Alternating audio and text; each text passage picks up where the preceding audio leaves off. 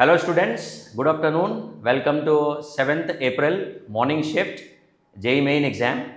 And if you observe the last 3 days, whatever the JEE Main papers have gone, so to say that they are in a little higher level only. So students have to take this point very seriously for the students who are getting the upcoming exam also. And we are trying to collect the information from the students who have already given the exam in today's session. So let us see how the feedback is, and as soon as it comes, we will share with you, and stay tuned, and you can share your doubts also, your queries also, and accordingly, and your experience also in the chat box, and accordingly we will discuss it. Any of your queries are there, right? So what do you think, Jakir sir? Yes. In today's paper, how it How will was the be? paper? I think right now, what the question we have seen up until now, it's like they're not very So hard. you have already seen the questions? Yes. So we how many have questions you seen have like gone through? Around 5 to 6 questions. We already have it right now. We are going to see it, and Okay. you will see that they are kind of like same easy type which we have seen the first day in the first shift. So what we are getting here is kind of like a friendly towards the student type of paper, and soon we are going to see this thing in much more detail. Okay. Maybe what I also have observed is when I am comparing between physics, chemistry and maths, physics part is more comfortable than maths and chemistry in the last 2-3 sessions. Is it? Yes, it is kind of like that because I mean, right now the trend is like maths is very tough. Don't do over many questions over that thing because that is only going to convert into negative. Yes. However, in physics, you just need to stick with the formula, NCRT, PYQ means. Don't go for over complicated NLM RBD questions. It is going to be way easier if you just stick with the formula. That's it. Okay. So sticking to the information, whatever to the strictly to the JEE Main, whatever they have prescribed Yes. in NTA syllabus, Yes. that is 100% sufficient. More than 100%. I mean, in physics, if you are doing that, you can easily score 20 questions. I mean, Oh. you hardly gonna take 40 minutes to cover entire paper. Let me tell you this way. And there's gonna be a lot of time saved afterward in which you could check the calculation error if there was any. Okay. Okay. So, can you advise the students, particularly in physics, what precautions they should take while preparing, at least for the students who are going for a Yeah. upcoming JEE Main exam or MSET or a NEET exam? That is a very important one. First of all, for this JEE paper, if you have that one paper left, like let's say you are going to give on the 8th one, for that I would tell, don't look at it any new thing. Just to see your short notes if you have made something which you have made by your handwriting, not the short notes of someone else or downloaded from the online. And just be relaxed because let me tell you, the only mistake you're going to make in the paper is gonna be the calculative or silly type of error, like somehow writing P by mistake as H. Momentum somehow becomes power, or momentum becomes somehow something else related to P. Don't do that. I mean, it's very simple. For physics portion, I would recommend just read the entire paper, check which one is the easiest question. My guarantee is you can already have 10 or 12 questions in your pocket. Just do them and then proceed toward the 8th question, like 8 more questions. That's it. That's all you have to do. Focus more on other subject as well. Okay, in the same manner. Okay. So, students, one thing you might have observed, if you speak to 100 teachers, all the 100 out of 100 will tell one common point, that is short notes, right? So, how important the short notes is, irrespective of any exam, any subject, understand it. If you are having the short notes, then you will master the syllabus and you will ultimately succeed it. So, simply short notes is the success mantra for your competitive exam. So, take care of this point very seriously. And now I request Jakir sir to continue with the questions what we have collected, and we will go for the next subject also after this. Thank you. Thank you, sir. Thank you, sir, for giving this opportunity. And let's begin the physics portion here. So, first question we have is based on, first of all, let's see in detail. This question is saying dimension of the physical quantity, which is epsilon naught d phi by dt, are similar to which one? Now, this is a question of unit dimension. Yes, of course, unit and dimension, but most importantly, it is related to a chapter which Student hardly do, because it's at the end of the 12th class you get this thing, and it is an electromagnetic wave. Or truth be told, the topic name is going to be something called displacement current. Now think about that displacement current, because this thing, let me tell you, it is a displacement current. That is the damn formula here. So I is equals to epsilon naught d phi. Phi here is flux by electrical field by dt. This is displacement current, which is used in Maxwell Ampere law, not the Ampere law, but the corrected one, which is Maxwell, which goes something like integral b dot dl, of course closed interval, and it is going to give us mu naught IC plus ID, which is like conduction current and as well as displacement current. But suppose you don't know, I mean, of course it happened, you may not have completed up to all the way up to the wave optics, or you might not recall this displacement current under the pressure of paper. So what we should do? Well, quite simple. Think in this way. What is phi E here? Let's use a different color to indicate we are doing in a different solution. So phi E is what you called electrical field into area, or there is an easier one, or you could just say this is gonna be charged by epsilon naught. Now focus on to this portion right here. Now here, if you do the derivative with respect to time, you are going to get dq by dt divided by epsilon naught, and voila, it's done. I mean, just put that epsilon naught here, you will get epsilon naught d phi e by dt is equals to dq by dt, which is going to be current. And just like that, even if you don't have the knowledge which is for the displacement current, you could easily get this thing by the help of a bit of a knowledge about flux, like electrostatics. I mean, who doesn't know the electrostatics? It's like a starting chapter of 12th class. So if you do, your answer is gonna be C option, which is given as electrical current. Good thing they didn't say displacement or conduction, or you will be in trouble. Now, next question we have is 6 resistance R of each capital R are connected as shown in figure. Find the equivalent resistance. So let me tell you one thing. Question is very easy. Yeah, I mean, I can't butter my word. I can't emphasize this thing much more than that. It is easy. Why am I calling it easy? Because if you prepare for the PYQ question, there were like easily 6 to 7 questions. Easily, I'm saying at the least, depending on this Wheatstone bridge thing. This is a Wheatstone bridge. It literally scream right now, I am Wheatstone bridge. So moment you get this thing hint, it's a Wheatstone bridge. And if you have did the question based on the Wheatstone bridge, you know this kind of entire connection where all the resistance are, well, R, capital R, they just convert into capital R automatically. You will get here simply one resistance R. Why is that? Because the middle one will be gone because of the Wheatstone condition, and then these two will be like 2R, this will be like 2R, 2R, 2R in parallel, giving you R. So once you get this R, that means this entire portion right here, this will become R. That leaves only one resistance below. That means we are basically having, let's combine these two, we would be simply be having one resistance up and one resistance below. That is gonna be R and R, and if you combine them parallelly, you are going to get here R by 2. And just for the sake of knowing like which chapter is it, it's called current electric oh wait a minute,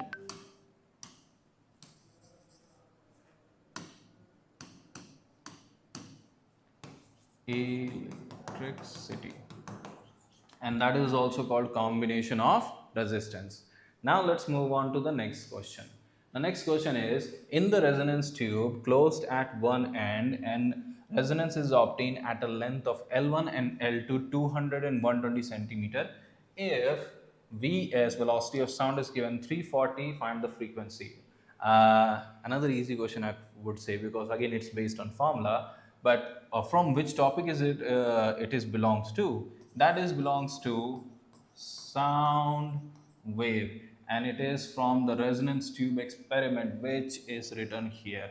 Now, one thing you need to know about resonance tube experiment, it behaves like a closed organ pipe, where you can change the closed end, like level of it, by changing the water level itself. So what happen is, you have maybe multiple loops here, and then you will be getting something like this, closed or node point here.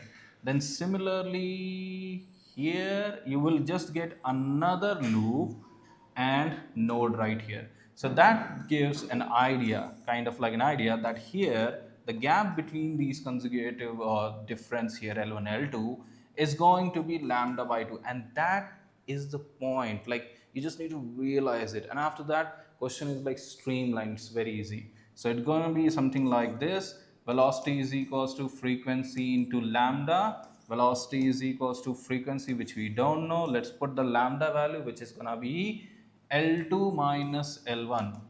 L2 minus L1, which is going to be L2 200 and 120, so it is going to be 80 centimeter, but it's a centimeter, so multiply with 100. And one more thing, there was a by 2, which means we have to multiply with 2.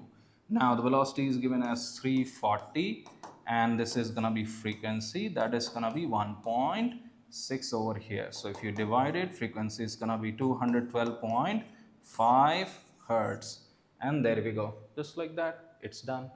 Now we are going to move on to the next question.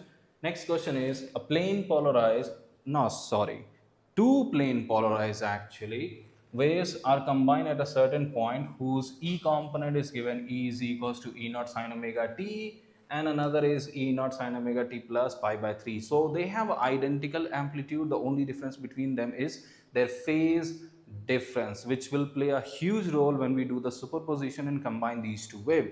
But now the question is, what is the resultant amplitude here, which of course we are going to figure out. But one more thing, from which chapter we are getting this one? Well, since it is dealing with the electrical field of electromagnetic wave, the chapter itself is actually called electromagnetic wave, EMW. Now here, how do we get this thing? Well, you need something called phasor diagram. Here we got E1, here we got E2, both have same magnitude, they have phase is equals to 60 degree. It's kind of like a song, it's very easy. So here we get E resultant is equals to square root of E1 square, E2 square plus 2 E1 E2 cos theta. So here we are going to get E1 E0, this is E0 square plus E0 square plus 2 E0 since double time square and cos 60. If you solve it, you'll get root 3E. Now this root 3 is what you call 1.732. Now, we don't have root 3 in the options, but we do have 1.7 times of E0, which is approximate value. So that is going to be your answer.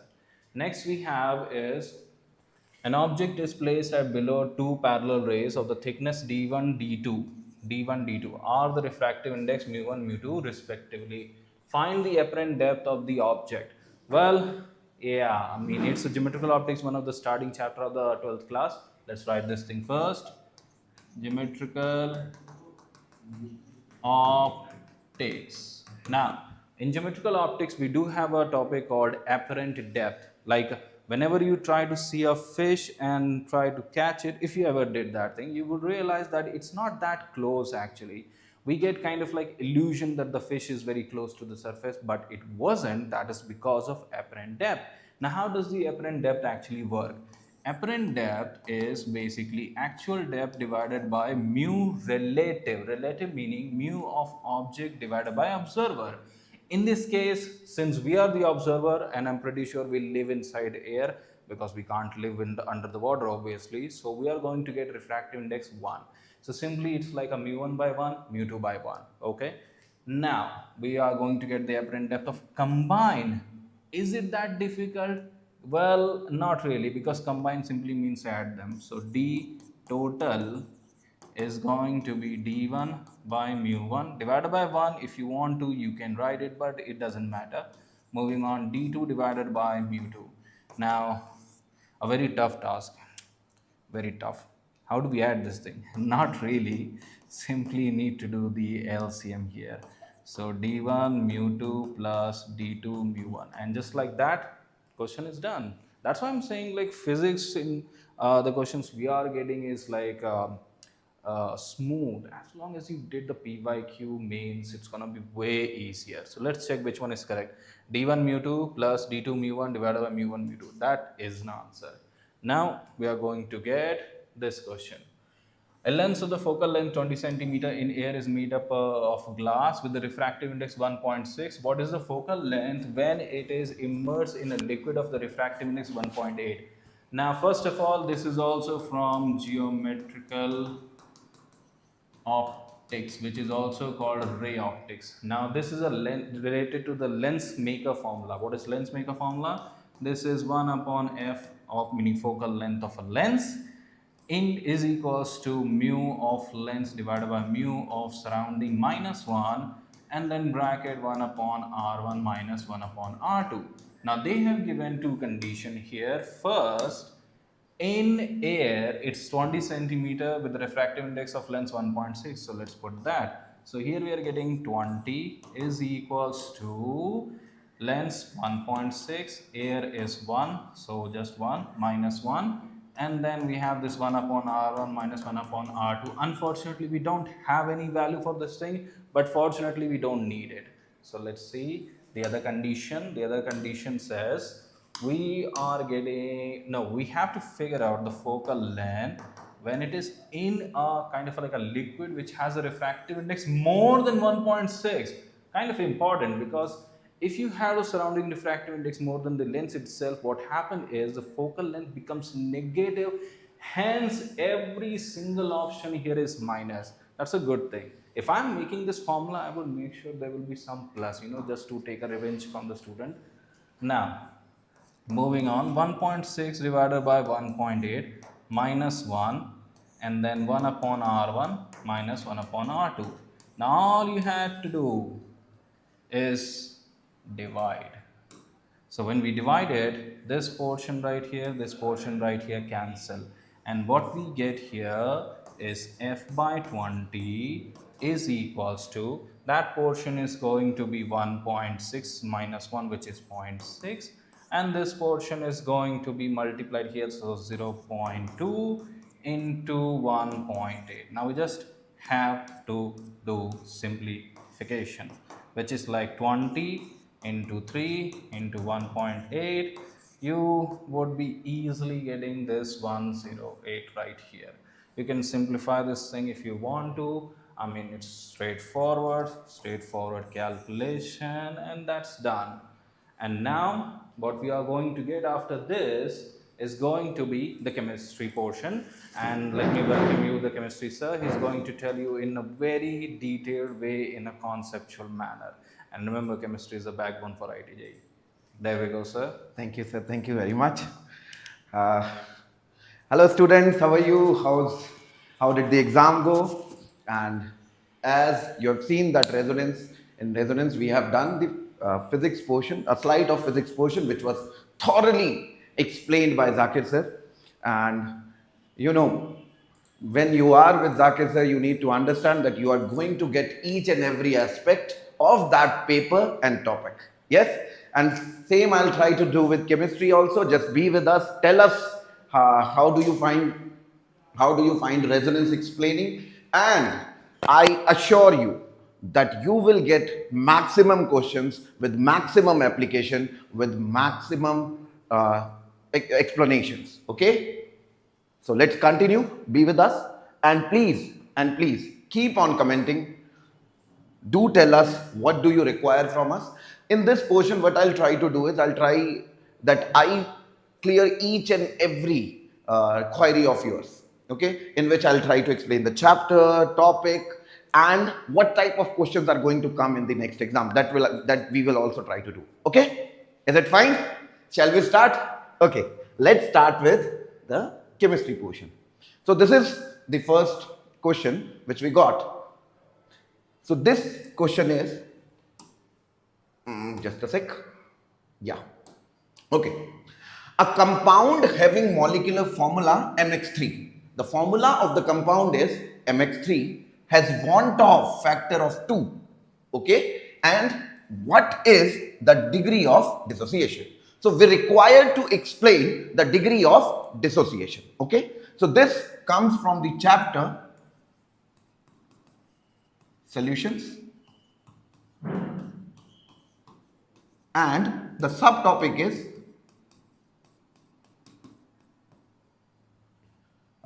want-off factor. Okay.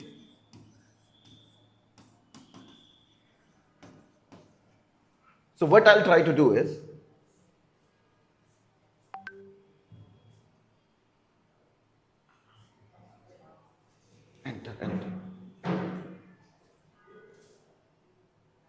enter, slide.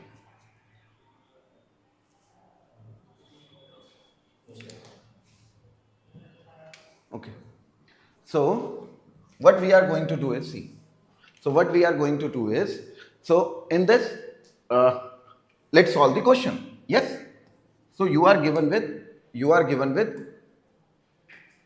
mx3. So there are two ways by which we can do. So mx3 when dissociated can be written as m3 plus and 3x minus. Yes or no? Yes. So let's say at t is equals to 0, the concentration was C. This is 0 and this is 0. So what is the value of C total here? So we can write C total. C total is at the concentration of each and every aspect. So it becomes C. C plus 0 is C. Yes. Then at T is equals to T, let's say it is C alpha. Alpha is known as, so this is the degree of dissociation, which is alpha, nothing else. Okay. So C minus C alpha. So 1 mole of mx3 is dissociated to give you 1 mole of m3 plus. So C alpha is dissociated to give you C alpha here and 3C alpha here. 3C alpha here. Yes? 3C alpha here. So what is the C total? So C totals becomes C minus C alpha, which is of mx3, plus C alpha, which is of m3 plus 3C alpha. And C alpha is dissociated. So what is left? C plus 3C alpha. Yes or no? Yes. So the want-off factor I is equals to C final divided by C initial. So the final concentration was how much? The final concentration was C plus 3C alpha. C plus 3C alpha. Initial concentration was C. So we can take C common and the C will, so it will be left as 1 plus 3 alpha. So I will be equals to 1 plus 3 alpha. So what will be? So alpha will be equals to I minus 1 by 3, and I is given as, want-off factor I is given as 2. Yes. So alpha is equals to 2 minus 1 divided by 3. So it is 1 by 3, which is 0.33. So the answer should be 0.33. Now the point is, if we had to do that in the exam, how could we have done? So if you remember this formula for dissociation, you can directly apply this formula, which is alpha is equals to I minus 1 or n minus 1. Yes. So I is what? I is number of particles in dissociated form.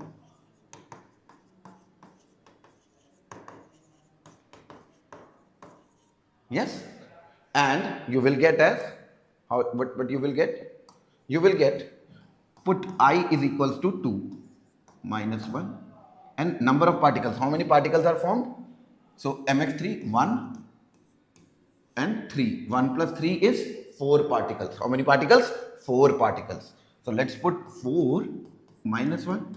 So it becomes 1 by 3, again 0.33. So you could have directly applied this formula also. Yes? Yes, you could have directly applied this formula also, and this would also have given you the same result but faster. Yes, but that was the more of classical and actual approach from which this formula came. So now what is going to come in the next exam? So since you have done for dissociation, let's prepare for the association also. And for association, you have to remember this formula. For association, if you do this, so it will be I minus 1 upon 1 upon n minus 1, where n, here n becomes, here n is equals to number of associated, number of particles before association. Okay, so just be prepared for this. So according to me, what is going to happen is, either if in the next exam in the evening, either there will be a question from dissociation or association. Be prepared for this. So this is going to come. Okay, so let's prepare for the second. Let's do the second question. Although this seems to be a question of biomolecule or everyday life, but actually it is a concept, it is a question from some basic concepts of chemistry. So chapter is some basic concepts of chemistry. So you should find the molecular formula. First find the molecular formula, and from there you have to determine the molecular mass.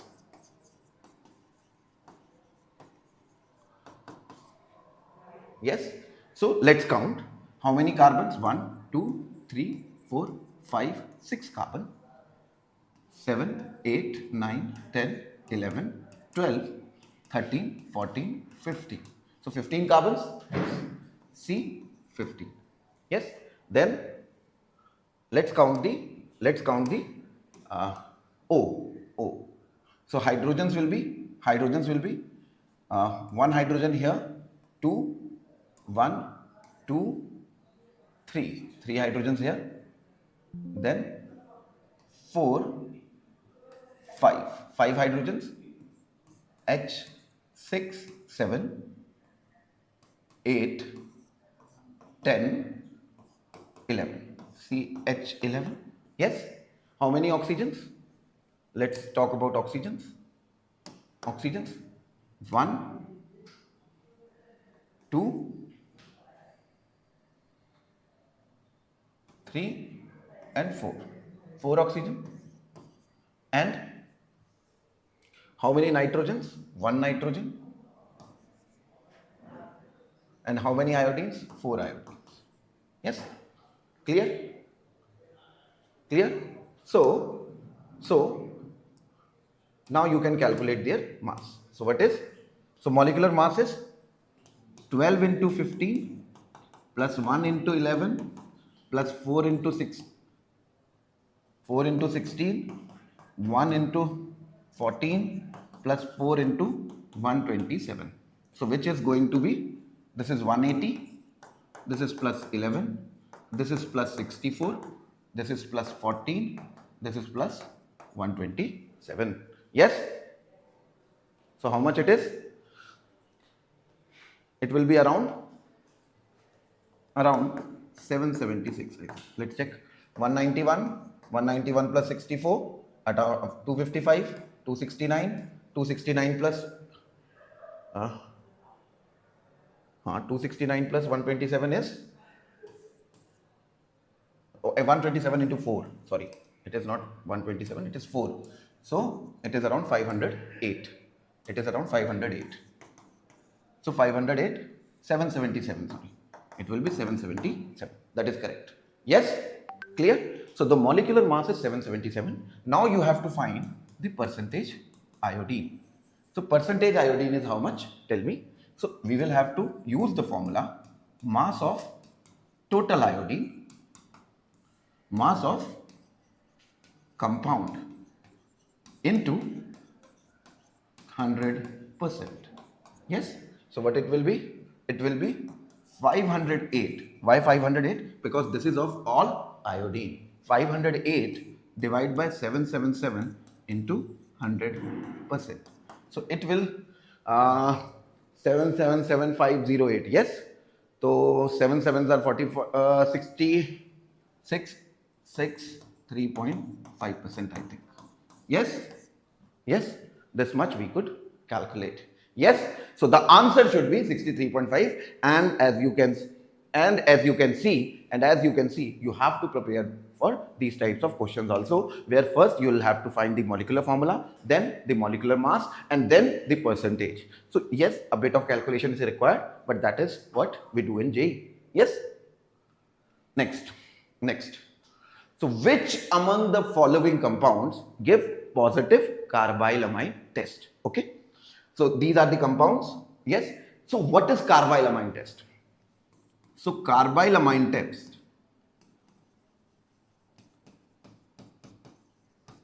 Yes. So the chapter will be, first tell me the chapter please. The chapter will be organic compounds containing nitrogen. Yes.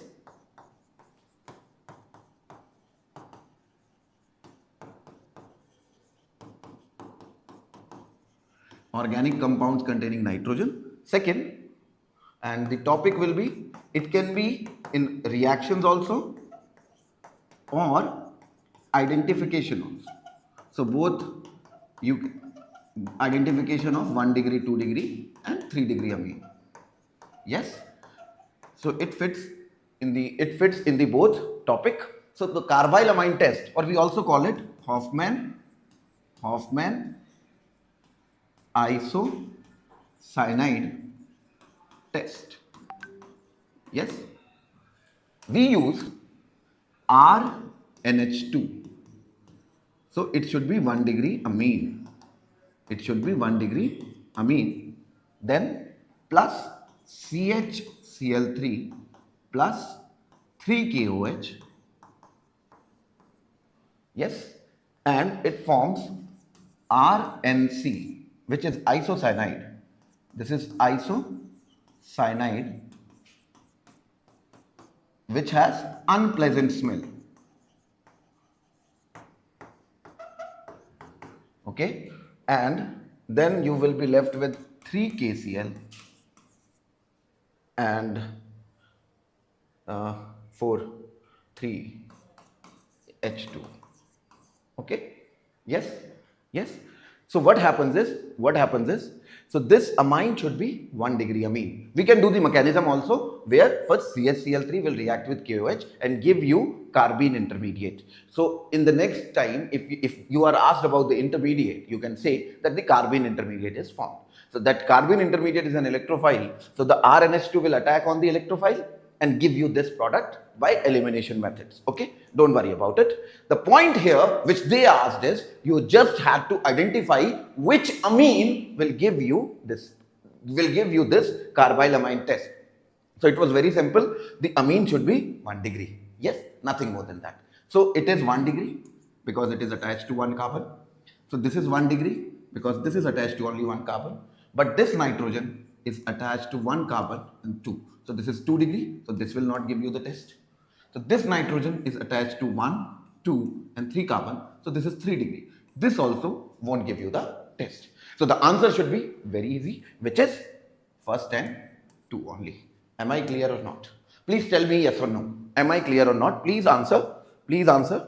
If you have any issues, you can chat, and I'll definitely answer your queries. Yes. 1 degree amine. Yes, Naresh Reddy, you are correct. The answer should be 1 degree amine. Yes. Next. This is the question. Next, the question is the transition metal belonging to the 3D series. We have been shouting here we have been saying to everybody, please, since the exam started, please remember the atomization enthalpies, order of elements in the series of atomization enthalpy, which we are saying from the first exam. That also it is same. Transition metal belonging to 3D series having lowest enthalpy of atomization, which has the lowest enthalpy of atomization, which is zinc. So if you don't know the order of enthalpy of atomization, you won't be able to do it. Okay? Now, in its most stable oxidation state forms MO. Okay? Nature of oxide is. So first of all, since it is Zn, so it should be ZnO. Yes. So chapter. So I should write the chapter. Chapter is D and F block of elements. Yes. Topic is properties, physical properties basically here, which you should find. Yes. Now ZnO, we all know ZnO is amphoteric oxide. Okay. So there are main group elements which are amphoteric oxide like BeO. Then you have basically BeO, GeO, GeO2, SnO, SnO2, then PbO, PbO2, As2O3, Sb2O3, Bi2O3, Zn. These all are amphoteric oxides. So ZnO is an amphoteric. Also there is one more. If the question, so answer should be, let's first do the answer. So MO, ZnO, amphoteric oxide, answer should be amphoteric. That is correct. Okay. But what they can ask in the next exam is highest atomization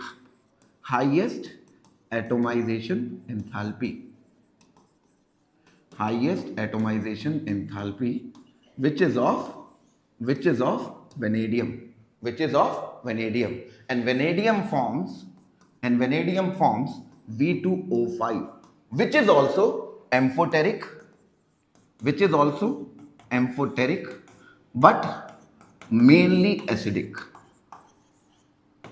Basically mainly dissolves in base, but it is amphoteric because when you put it in acid, it becomes VO2 plus, and when you put it in base, it becomes VO4 3 minus. So that is what they can ask in the next question, that if the highest atomization enthalpy of vanadium, so which is the question can be like this: transition metal belonging to 3D series having highest ionization enthalpy, and an oxide is formed in the form of M2O5. So what will be its nature? So that can be the next question. Okay. Yes.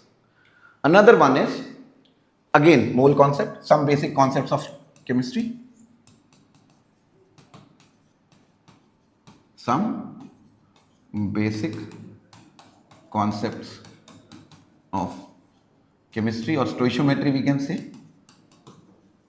And topic is POAC, principle of atomic conservation, where you are given 500 mg of organic compound which gives 220 mg of CO2. Find mass percentage of carbon atoms present in organic compound. So as you know, organic compound is oxidized, give you CO2 plus water. So whatever carbon was there, so whatever carbon present in the organic compound is present in the form of CO2. Yes. Now let's talk about CO2 and the carbon. Yes. So we got that it is 220 mg and it was 500 mg, and from 500 mg we got 220 mg of CO2. Now they have asked that how much carbon was present in the organic compound. Yes or no? Yes. Let's see. So instead of finding in the organic compound, let's find the carbon in CO2. Yes. So let's do the stoichiometric calculation. So according to stoichiometry, if 1 mole CO2 is there, so the carbon will also be 1 mole. Yes, 1 mole is 44 grams. So molar mass of CO2 is 44 gram. So 44 gram CO2 gives us, what is the molar mass of carbon, which is 12 gram. Yes. Now 1 gram of CO2 will give you how much? 12 upon 44 gram, which is equals to nothing but, let's say 3 upon 11 gram. 3 upon 11 gram. Yes. And how much carbon dioxide is there? Which is 220 milligram. Okay. So 220 milligram will give you 3 upon 11 into 220 milligram. Just cancel it out. So it is 20. So it will be 60 milligram. Yes. So now we know that CO2, 220 milligram CO2 contains 60 milligram carbon. So we got to know that 60 milligram of carbon is present in the 500 mg of organic compound. So that's what. So if we have to find the percentage of carbon, we should know the mass of total carbon divided by mass of organic compound into 100%. Yes. Now mass of total carbon is how much? 12. We got 60 milligram. Mass of organic compound is how much? 500 milligram into 100%. Yes. So milligram cancels out. This cancels out. This remains 5. Cancels out 12. So the answer is 12%. Clear or not? So the answer is 12%. Yes. Clear? Clear or not? Please tell me yes or no. Please tell me yes or no. Please tell me yes or no. Please tell me yes or no. Yes? Okay. Let's move to the next question. So there are given below are the two statements. So the assertion and reasoning statements. So assertion is sodium on reaction with alcohols liberate H2 gas. Okay. So basically ROH when reacted with sodium. Yes. It gives you RO minus Na positive plus half H2 gas. That is correct. Alcohol does not react with NaOH. R is not equals to aromatic. If R is not aromatic, NaOH cannot abstract the proton from alcohol. Okay, but Na can. So Na gives you electron. That electrons attacks on hydrogen and forms the H2 gas. So that is correct. That is correct. So the answer is yes, assertion is correct. So this is correct. Yes. But it says alcohols are acidic in nature. It does not mean that if something is reacted with Na gives you H2 is acidic. It does not mean that. Acidic and basic behavior are compared with respect to water. Only if I tell you acidic strength. Methanol is greater than water and then rest aliphatic alcohols. Okay, which means definitely methanol is acidic, but aliphatic alcohols are basically alkaline or basic. Okay, so this statement that alcohols are acidic in nature is incorrect. Yes, because it should apply on each and every molecule of alcohol, and if it does not, that reason is not correct. Yes, here it is acting as an acid, that is correct because it is relative to Na but not relative to water. So statement saying that it is acidic in nature is wrong. Yes or no? Please tell me. So if it would have said that here it is acting as an acid, that would have been a correct statement. Yes or no? But here it is, since it is saying the alcohols are acidic in nature, it means it is comparing it with water, not with Na. Yes? So, A is correct, R is incorrect. Clear or not? Clear or not? Okay. Next question. This is from the chapter biomolecule. This is from the chapter biomolecules. Okay. Statement 1. D plus glucose and D plus fructose are formed in hydrolysis of sucrose, which is incorrect. Which is incorrect. Fructose, when we hydrolyze the sucrose, yes, when we hydrolyze the sucrose, we form glucose and fructose. That is correct. But this is D plus and this is D minus. Clear or not? That is why this process is known as inversion of sugar.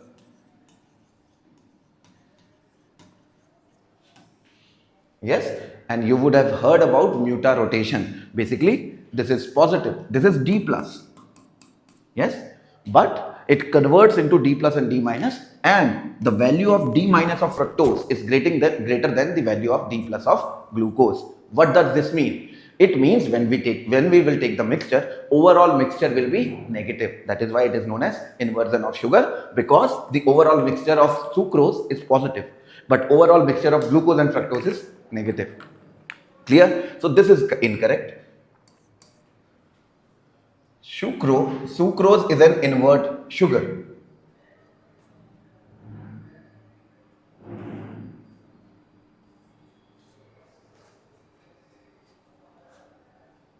Correct.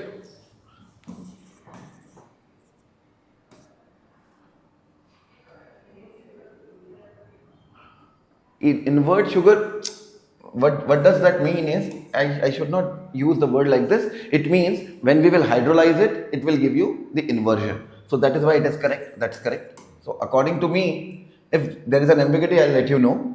But statement 1 is correct, incorrect. Statement 2 is correct. Option is not there. Invert sugar. Just wait.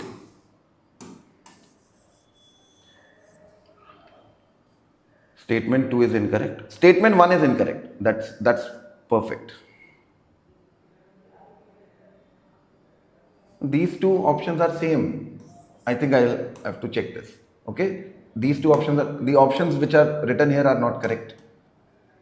This is also incorrect. This is also, both are incorrect. It should be correct.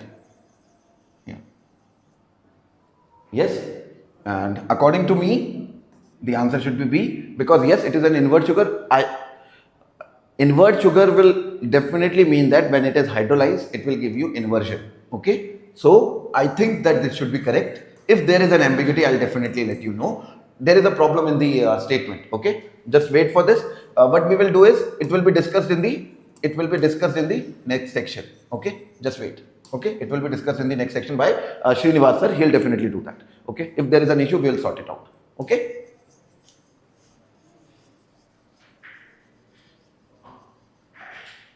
Okay.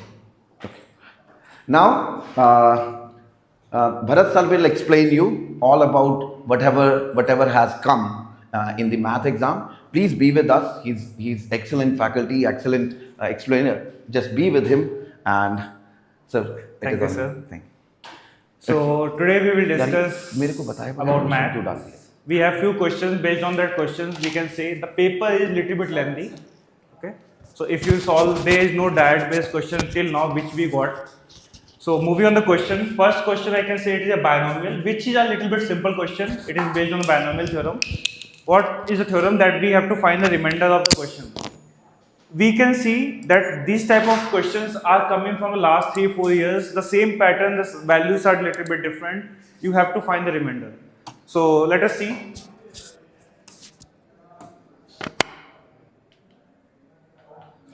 Okay. the remainder when the number is divided by 7. So basically I have to divide this number by 7. It is based on the binomial, a simple question, right?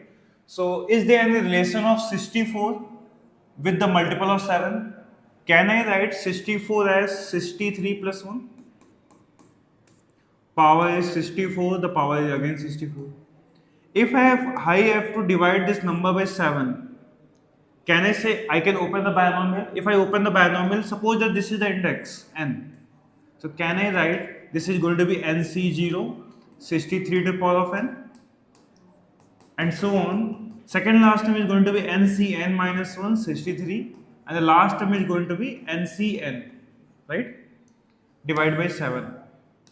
If I divide by 7, 63 is a multiple of 7, so this particular term is completely divisible by 7. So can I say that this is nothing but 7 lambda plus 1? If I have to divide by 7, of course, the remainder is going to be 1. Correct or not? A very simple question based on the binomial. So moving on to the next question, which is based on the permutation combination as well as the matrix also. Let A be the set which is defined 2, 3, 6, 9. Then number of the singular matrix. Okay, singular matrix, what is singular matrix? Determinant should be 0. This is the meaning of singular matrix. Of the order 2 cross 2 such that the elements are from the set A. So basically the matrix A is given A, B, C, D such that it should be a singular matrix, right? Singular matrix, I can find the determinant. Determinant is going to be AD minus BC, which is going to be 0. So from here I can say that AD must be equal to BC. Okay, if you notice in the question, A can be any of the element, small a can be 2, small d can be also 2. So there can be a repetition we also allow, right? So what I will do, I will try to make the cases where A, B, C, D are coming from the set A. Case 1. Maybe all the elements are same. All elements are same. If all the elements are same, suppose that this is also 2, this is also 2, this is also 2, this is also 2, so it will satisfy the equation. So how many elements we have? 4 elements. Out of 4 elements, we have to select one element, 4C1. And the same element I will distribute to all of them. So 4C1 value is nothing but 4. Case 2. Maybe only 2 elements are same.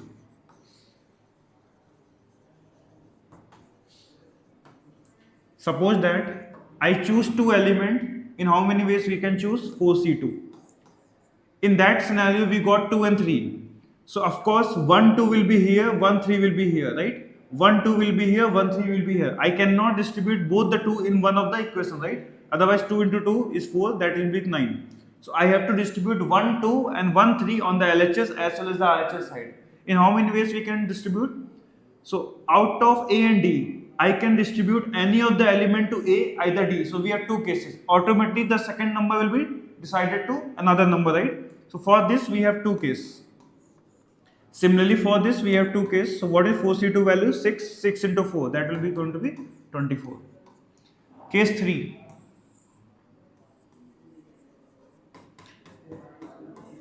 Only 3 elements are same.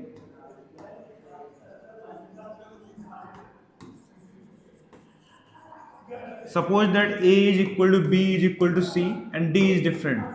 So can we say that if A is equal to B, which is also equal to C, A and B will cancel out, so D will automatically come as C, which is not possible because only 3 elements are same. So from here I can say no solution. Case 4. In the case 4, every element should be different. So product of these 2 numbers should be same as product of these 2 numbers. What are the pairs we can select? I can select 2 and 9 and 3 and 6. So one pair I can select as 2 and 9. Another pair I will select as 3 and 6. So in how many ways we can arrange them? Suppose that this is AD and this is BC. They are same. So I can say AD will be either 2, 9, either BC will be 3 and 6. They can be interchanged. If they will interchange 2 into 2, I will get 4 ways. maybe AD is 3 and 6, BC is 2 and 9. That will be also interchanged 3 and 6, 6 and 3, 4 ways. So total how many 8 we will get? We got here 8 ways. So now add all the cases. 4 plus 24 plus 8. 28 plus 8, that is 36. So answer of this question is going to be 36. A good question where we have to make the cases based on the matrix as well as the permutation and combination. Moving on the further question, which is based on area under the curve. Every set of the paper we are getting one question which is based on area under the curve. We have to make the graph of these type of questions. Without the graph we are not able to solve these questions, right? So let us make the graph. Of course, this is the downward parabola because leading coefficient is negative. So I will make the graph here.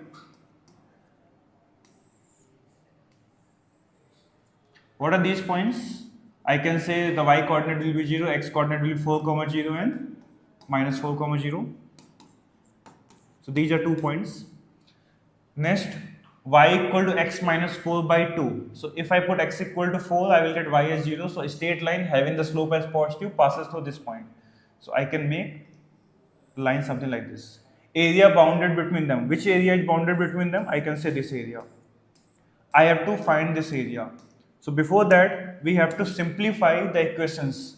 Then we will get the intersection points. Y is same, so 4 minus x square by 4 equal to x minus 4 by 2. If I take the LCM and cross multiply, I will get 16 minus x square equal to 2x minus 8. X square will go there, so I will get x square minus plus of 2x, and that will be minus 24, which is nothing but 6 and 4, right? Factors, you know how to solve it. So 6 plus 4, 6 minus 4. I got the values as x equal to minus 6 and 4. So I got the point, this point is nothing but minus 6, comma. Y coordinate, if you want to find, you can find, otherwise there is no requirement of y coordinate. Now, what we have to do? We have to do the integration of fx minus gs. From where to where? Minus 6 to 4. So integration minus 6 to 4. First curve, what is first curve? 4 minus x square by 4 fx top graph minus bottom one. Bottom one is x by 2 minus of 2 dx. So I got 4 minus of minus 2, which is going to be 6. So 6 integration is going to be 6x minus x square by 4 integration minus x cube by 12 minus of x square by 4. Limit is given minus 6 to 4. Just solve this limit. You have to put the upper limit and the lower limit. So if I simplify, I will get the value as, if I put 4 and 6, that will be 6 into 10, 60 minus 1 by 12. I will get 4 cube minus 6 minus of minus 6 cube. 4 cube is going to be 64 plus minus minus is going to be plus. 6 cube is 216 minus 1 by 4 outside. X square, put the upper limit, so 8 minus of 36. So simplify this calculation, you will get 60. Here you will get as, so just normal calculation. If you solve, you will get the option. So option is going to be B option. A very simple calculation, right? This calculation you can solve. So this is the based on area under the curve, where we have one question every other set of papers based on the graph. If you know the graph, then then you are able to solve. Otherwise, it is very complicated without the graph to solve this particular problem. So moving on the next question, which is based on sequence and series. They mentioned that 4 terms are in GP. If we subtract few terms, 4, 2, 4, 7 and 8, I will get the numbers which are going to be, the resultant number are going to be AP. Okay, so basically the question is 4 numbers are given. We subtract few numbers which is 2, 4, 7 and 8 respectively. The resultant number is going to be AP. So basically we have to find the numbers. After getting the numbers, I can find this particular value. So can I say that numbers are going to be A, AR, AR square, AR cube. This is the number sign JP. If we subtract 2, 4, 7, 8, so it is going to be A minus 2, AR minus 4, AR square minus 7, as well as AR cube minus 8. These terms are in AP. If numbers are in AP, can I say first three terms are also in AP, last three terms are also in AP? If three numbers are in AP, what is the condition? 2 times of middle term is equal to the summation of the first and last term. So similarly, we can say here 2 times of AR minus 4 is going to be A minus 2 plus AR square minus 7. That is going to be your first equation. Similarly, last three terms are also in AP. So 2 times of AR square minus 7 equal to AR minus 4 plus AR cube minus 8. Two equations, two unknown. We just have to simplify. How to simplify? What I will do? If you notice, if I multiply R in the first equation and subtract, don't you think 2AR square, 2A square cancel out? AR cancel out, AR cube cancel out. So I will interchange the sign because we have to subtract. And this term will cancel out. Similarly, AR will cancel out, AR cube will cancel out. What I will get? I will get the number as minus of 8R plus of 14 is equal to minus of 2R plus of 4 minus of 7R plus of 8. Simplify this particular calculation. So minus 2R minus 7R, that is going to be minus 9R, it will come here R. 8 plus 4, that will be 12, 14 will go there, minus 2. So I got the value of common ratio is minus 2. Can I get the value of A also? I can put any of the equation, I can get the value of A. So suppose that put in the equation 1. So 2 times of, put minus 2 here, minus 2 times of A minus 4 equal to A minus 2 plus, put here minus 2 square 4, 4A minus 7. Simplify this. So I got minus 4A, here I got 5A, so it will be 9A. Minus 8, and that will be minus 9, it will come here, it will be 1. So A I got as 1 by 9. I got A, I got R, what they are asking? They are asking the particular this value, so I can say this is 1 upon 24. What is X? X1 is nothing but A, so A, AR, AR square, AR cube. Multiply them. I got A to power 4, R to power 6 upon, can I write 24 as 2 cube into 3? Put the values. A is what? 1 upon 3 square. So I will get 1 by 3 to the power of 8 into R is minus 2 square is 2 to the power 6 upon 2 cube into 3. 1 2 cube cancel out, so I got 2 cube upon 3 to the power of 9. Any option related to this? 2 cube upon 3 to the power 9. So I can say D option is going to be correct. A simple questions, a little bit lengthy. If you know how to solve two equations, two unknown, you can solve this particular problem also. So moving on to the next question, which is based on discontinuity, LCD topic, limit, continuous and differentiable function. I have to check that function is at how many points function is discontinuous. So as we know, GIF is discontinuous where it should be integer, right? So I have to check that how many integers it will be open. So can I say that if x square by 2 belongs to integer, then it will be break only? So when it will be integer, let us suppose that integer is 0. If it is 0, I will get the value of x as 0. Right? If it will be 1, what is the value of x? X is root 2. If it will be 2, what is x? 2 into 2, 4, root 4. If it will be 3, root 6. So similarly, I got the pattern root 8, root 10, root 12, root 14, as well as root 16. Because I cannot go beyond root 16, root 16 is nothing but going to be 4. Now I have to check that at these points function is continuous or discontinuous. So can I say that at root 2 is 1.414, this point is discontinuous, right or not? At root 2 this is discontinuous, but this is continuous. Discontinuous minus continuous is always going to be a discontinuous. Similarly, root 4 is 2, root 2 is 1.4, so this is continuous, this is discontinuous, so this is also discontinuous. At root 6, this is discontinuous, this is continuous, so this is also discontinuous, discontinuous, discontinuous, discontinuous, discontinuous. Let us check on 0 and root 16. Root 16 is going to be 4. At 0, this is discontinuous. At 0, this is also discontinuous. So discontinuous minus discontinuous can be continuous, can be discontinuous. We have to check. Similarly for the 14 also, root of 16 also. So how to check? Find f of 0. F of 0, I can say 0. Find f of 0 plus. Why 0 plus? Why not 0 minus? Because the domain is given 0 plus. Domain is not given 0 minus, so we will not check at 0 minus. 0 plus apostrophe quantity square will be 0.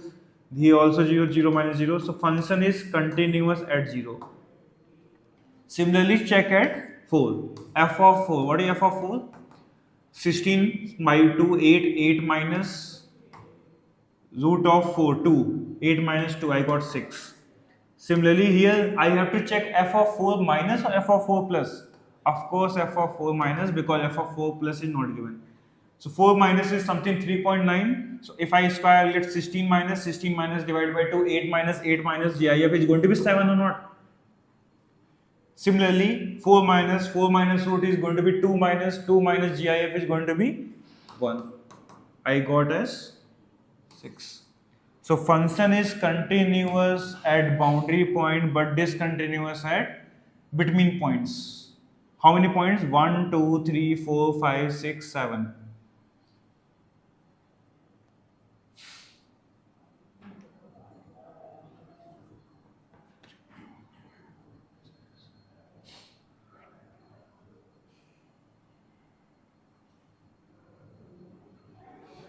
So we got the points: root 2, 1, 2, 3, 0, root 2, root 4, root 6, root 8, root 10, root 12, root 14, 1, 2, 3, 4, 5, 6, 7. Let us check root 16, that is going to be 4 again. So 4, I got 4 squared 16 by 2, that will be 8. GIF is 8 minus root of 4, 2. GIF will be 2. 8 minus 2 is going to be 6. F of 4 minus, that is going to be 3.9, square is going to be 4 minus 16 minus by 2, 7 minus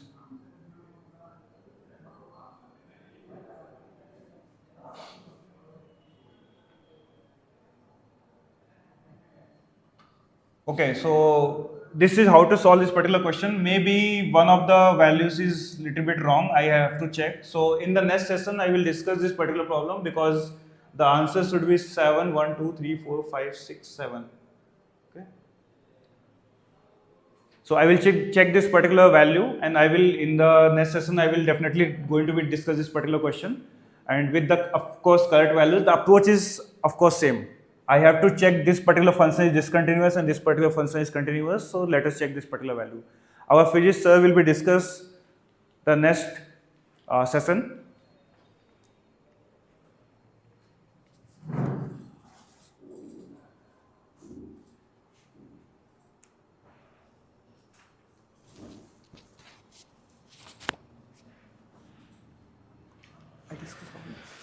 Hello students.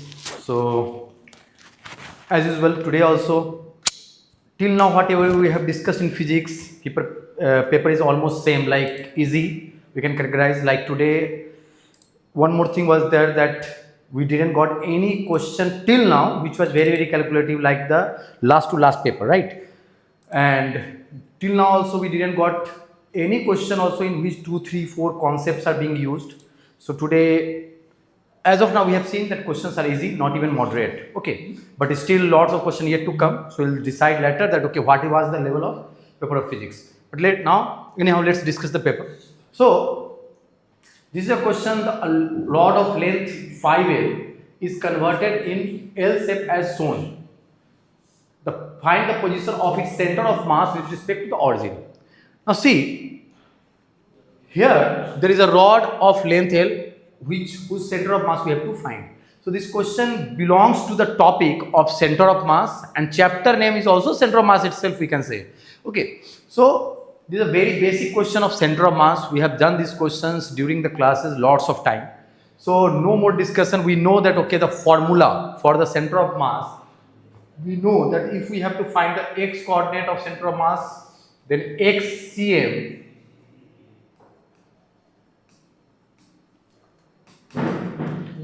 will be m1 x1 plus m2 x2 and so on upon m1 plus m2 plus and so on. In the same way, ycm will be what? m1 y1 plus m2 y2 upon m1 plus m2 plus, like this we can go. So this is a very basic formula being used here. Now let's solve this question, that okay, how to solve this one. So this is a rod. We can go by two methods. One, that we can assume the mass density. Generally we assume the mass density because in that case we don't have to find mass per unit length. But here, as the length is 5L and it is being divided into two parts like 3L and 2L, so we can go by taking it 5M also.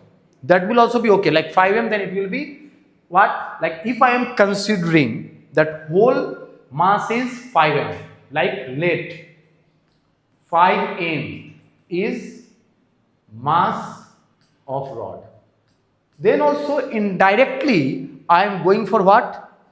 Mass per unit length. How? Because 5M is the mass for 5L length. So for unit length, mass will be obviously M. Okay. So this will be 3M mass and this will have 2M mass. Right? Now the center of mass of this rod will be here, while the center of mass of this rod will be here, exactly at the middle. That is, this length will be 3L upon 2, while this length will be L. Right? Now let's use this formula and find the center of mass. So over here, x coordinate of center of mass, xcm, m1, that is, if I am considering this as a m1, so 2m into x1, that is L, plus m2, that is 3m into x2. Its x coordinate is 0, right? Because its coordinate will be 0, 3L upon 2. So x coordinate is 0 upon m1 plus m2, that is 5m. So from here we are getting 2L upon 3 as the x coordinate. Okay. So sorry, 2L upon 5. 2L upon 5. Okay. So among the given options, this is the only option which is having 12 upon 5 as the x coordinate. Anyhow, let's check the y coordinate also. So ycm will be m1 y1. So obviously it will be 0. I am directly writing it because y coordinate is 0 for this mass, and plus m2 y2. So m2 is 3m into y2. Y2 is how much? 3L upon 2 by total mass, that is 5. So it will give us, m will again get cancelled. So from here we are getting 3 is a 9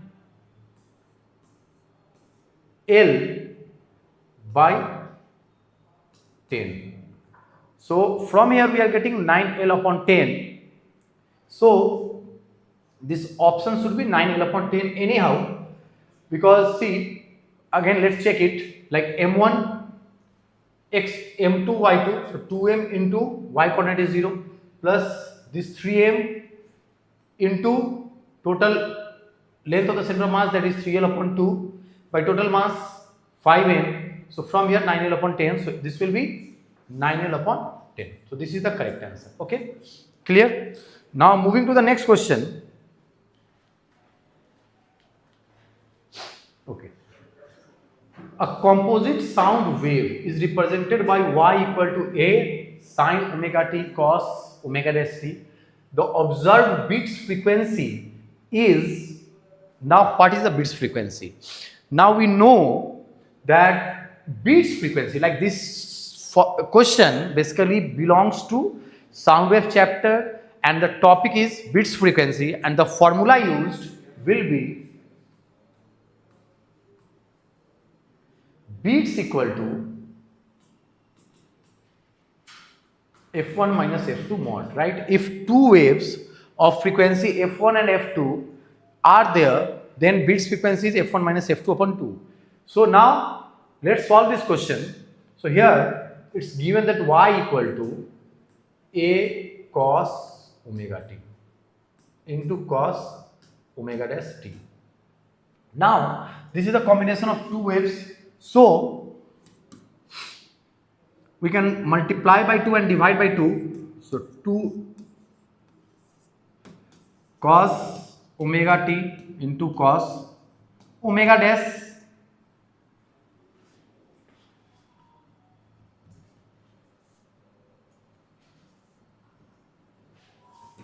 into t.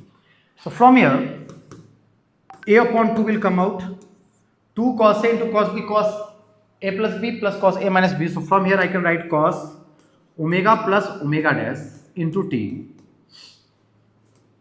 plus cos omega minus omega dash into t. Now these are two waves showing interference, and here this is the one combination of wave and this is the other combination of wave. So here this will be the answer, that is frequency. Frequency will be omega minus omega dash upon 2 pi, because 2 pi f is the frequency, right?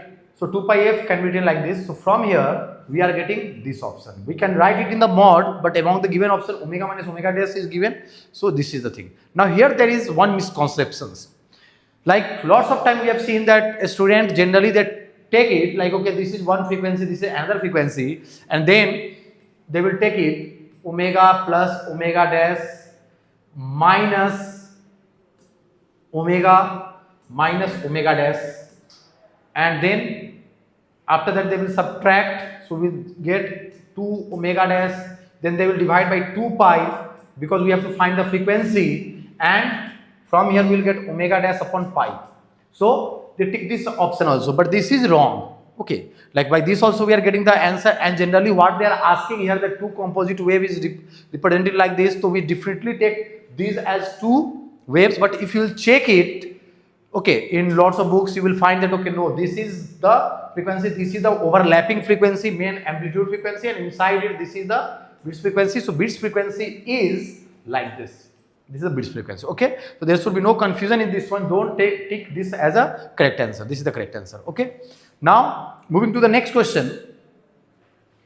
Now we have a disc, solid sphere and a hollow sphere, and this is a axis given here about which the whole system is rotating, and they have also said that the moment of inertia of a disc about the axis perpendicular to the surface is I and passing through the center. So this question belongs to a rotational motion chapter, and this topic from which the question is there is moment of inertia, right? Now we know that moment of inertia I for different body is given by like mr square or 2 by 5 mr square or 2 by 3 mr square, depending on the body. So these are the formulas what we have to remember. So that is the formula being used here. Now coming to this one more thing is being used, parallel axis theorem for this disc, because if I have to find the moment of inertia of this disc, then we have to go with a parallel axis theorem, and parallel axis theorem says ICM, I about any axis equal to ICM plus M d square, and if I use the parallel axis theorem, then we'll get this moment of inertia of this solid sphere and hollow sphere by using parallel axis theorem. And for the disc, it is passing through the center, that is the center of mass also. So here to find its moment of inertia, we have to use the perpendicular axis theorem. So I disc like I x plus I y is equal to Ij. This is the perpendicular axis, and these are the two axes perpendicular to each other but passing through the plane of the body given lamina. So these formulas are being used here. I am just directly using this formula now, and solving the question. So first thing they said that okay, the value of I is actually a moment of inertia of a disk. So mr square upon 2. This is the value coming. Okay. Now after this, let's find the value. So I equal to the value of this thing. Okay. So the value of this thing will be I is equal to, this is a disk and it is passing through the diameter, so mr square upon 4. Okay, I'm directly writing the value what you will get by using perpendicular axis theorem, the lower one. Okay, plus now for this solid sphere we know that okay, moment of inertia is 2 by 5 mr square, but we have to add mr square also because this will be given by a parallel axis theorem, so plus mr square. And similarly for this hollow sphere, 2 by 3 mr square plus mr square. So from here mr square will come common, 1 upon 4 plus 7 upon 5 plus 5 upon 3. From here by taking LCM we are getting mr square into, so if I am taking LCM, 60 is coming here, then 15 plus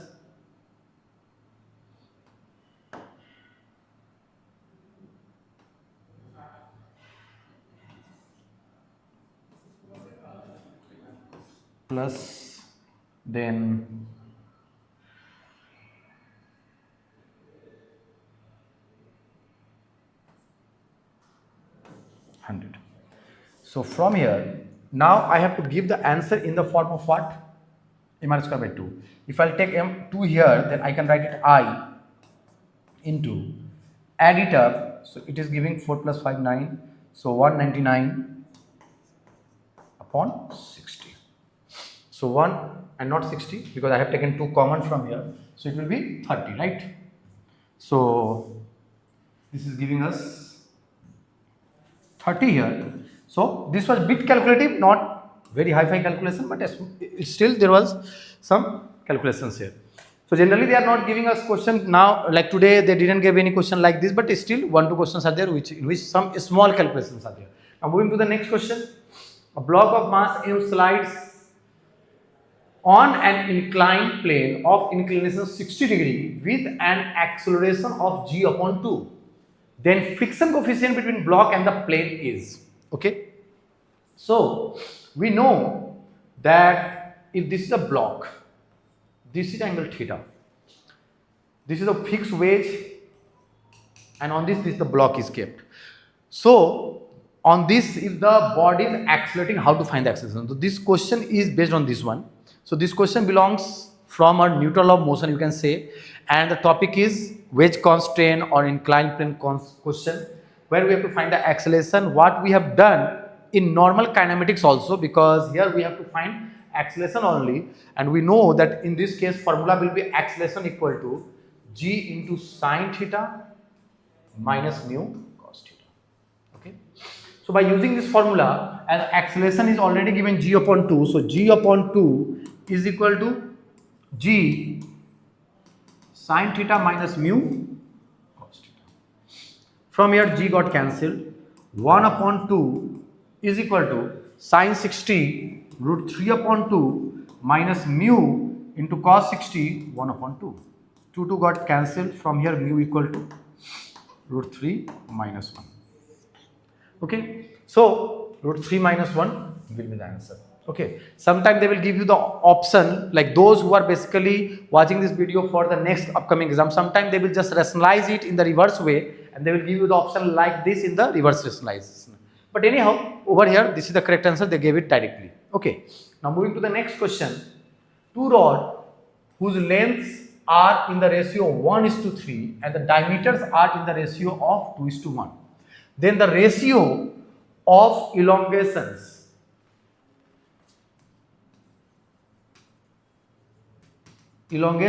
of rod if force applied and material of the rods are same.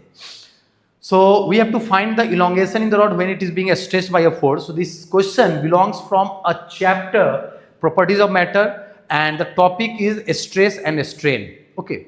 So we know that the formula used will be here. Stress is equals Young's modulus into a strain, right? Stress is force upon area is equal to Young's modulus into a strain is delta L upon L, and from here we can write delta L, because we have to find the delta L, right, is equal to L upon area into force upon Young's modulus. Now in this question, A is the cross section area, and they didn't give us the cross section area, they gave the ratio of the diameter. So I can plot it in the form of diameter or the radius. So I can write it L pi d square upon 4, right? Pi r square upon pi r square, we can write it d square upon 4 into f upon E. So this is the delta L. Now here let's find the ratio of the elongation. So delta L1 upon delta L2 for two materials, if you will divide pi, 4, f and y, all things will get cancelled. So we will get L1 upon d1 square by L2 upon d2 square. That can further be written as L1 upon L2 into d2 upon d1 whole square. L1 upon L2 is the ratio of the lengths is 1:3 into d1 upon d2. d1 upon d2 is given as 2:1. So d2 upon d1 will become 1 upon 2 whole square. So 1 upon 4 into 1 upon 3, that is 1 upon 12. So it is 1:12. So this is the correct option. Okay. So this was also a quite simple question. Just they use the formula and not too many calculations also. Okay. Now moving to the next question. Charged particle moves in a circular path in a uniform magnetic field. The graph of radius of circular path versus its kinetic energy is best represented by. So this question is actually a combination of two chapters. First, the energy conservation, like energy. So it is related to kinetic energy, half mv square. So work power energy, one chapter.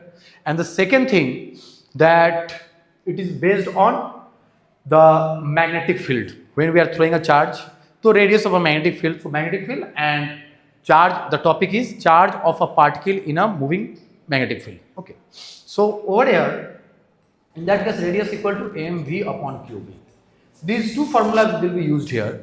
We can convert it in the form of momentum also. So now let's solve this question. So R is equal to, because we have to find the relation between R and V. So R is equal to m v square upon q into b. So over here, as I am multiplying by v, or just let's do one thing. Over here, square both sides.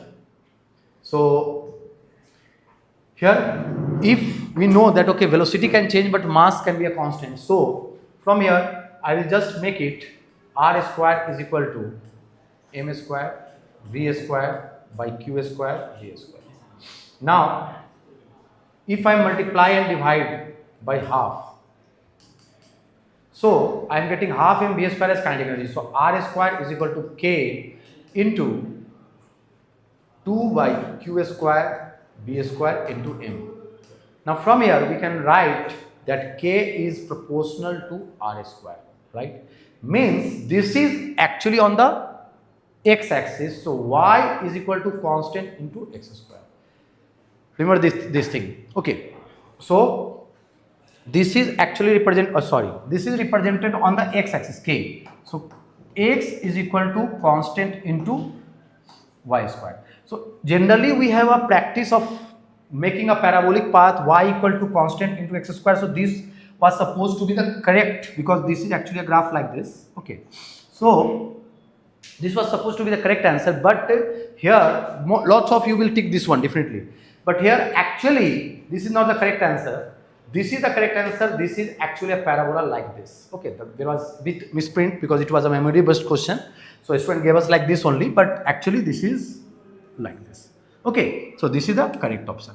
Anyhow, so that was all for physics. Now a small part like as the Bharat sir was saying that okay, he will be discussing one last question of math where there was some error in the question or some solution. So he will just sort it out. Okay, thanks.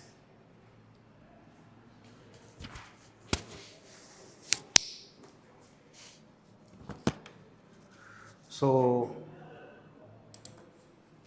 we will discuss that question, which is based on the limit, continuity, or differentiability. We missed just one small point that we are getting the point. Now values are nothing but 7. The actual answer it should be 8 because we missed the one value that is x equal to 1. So as we can see,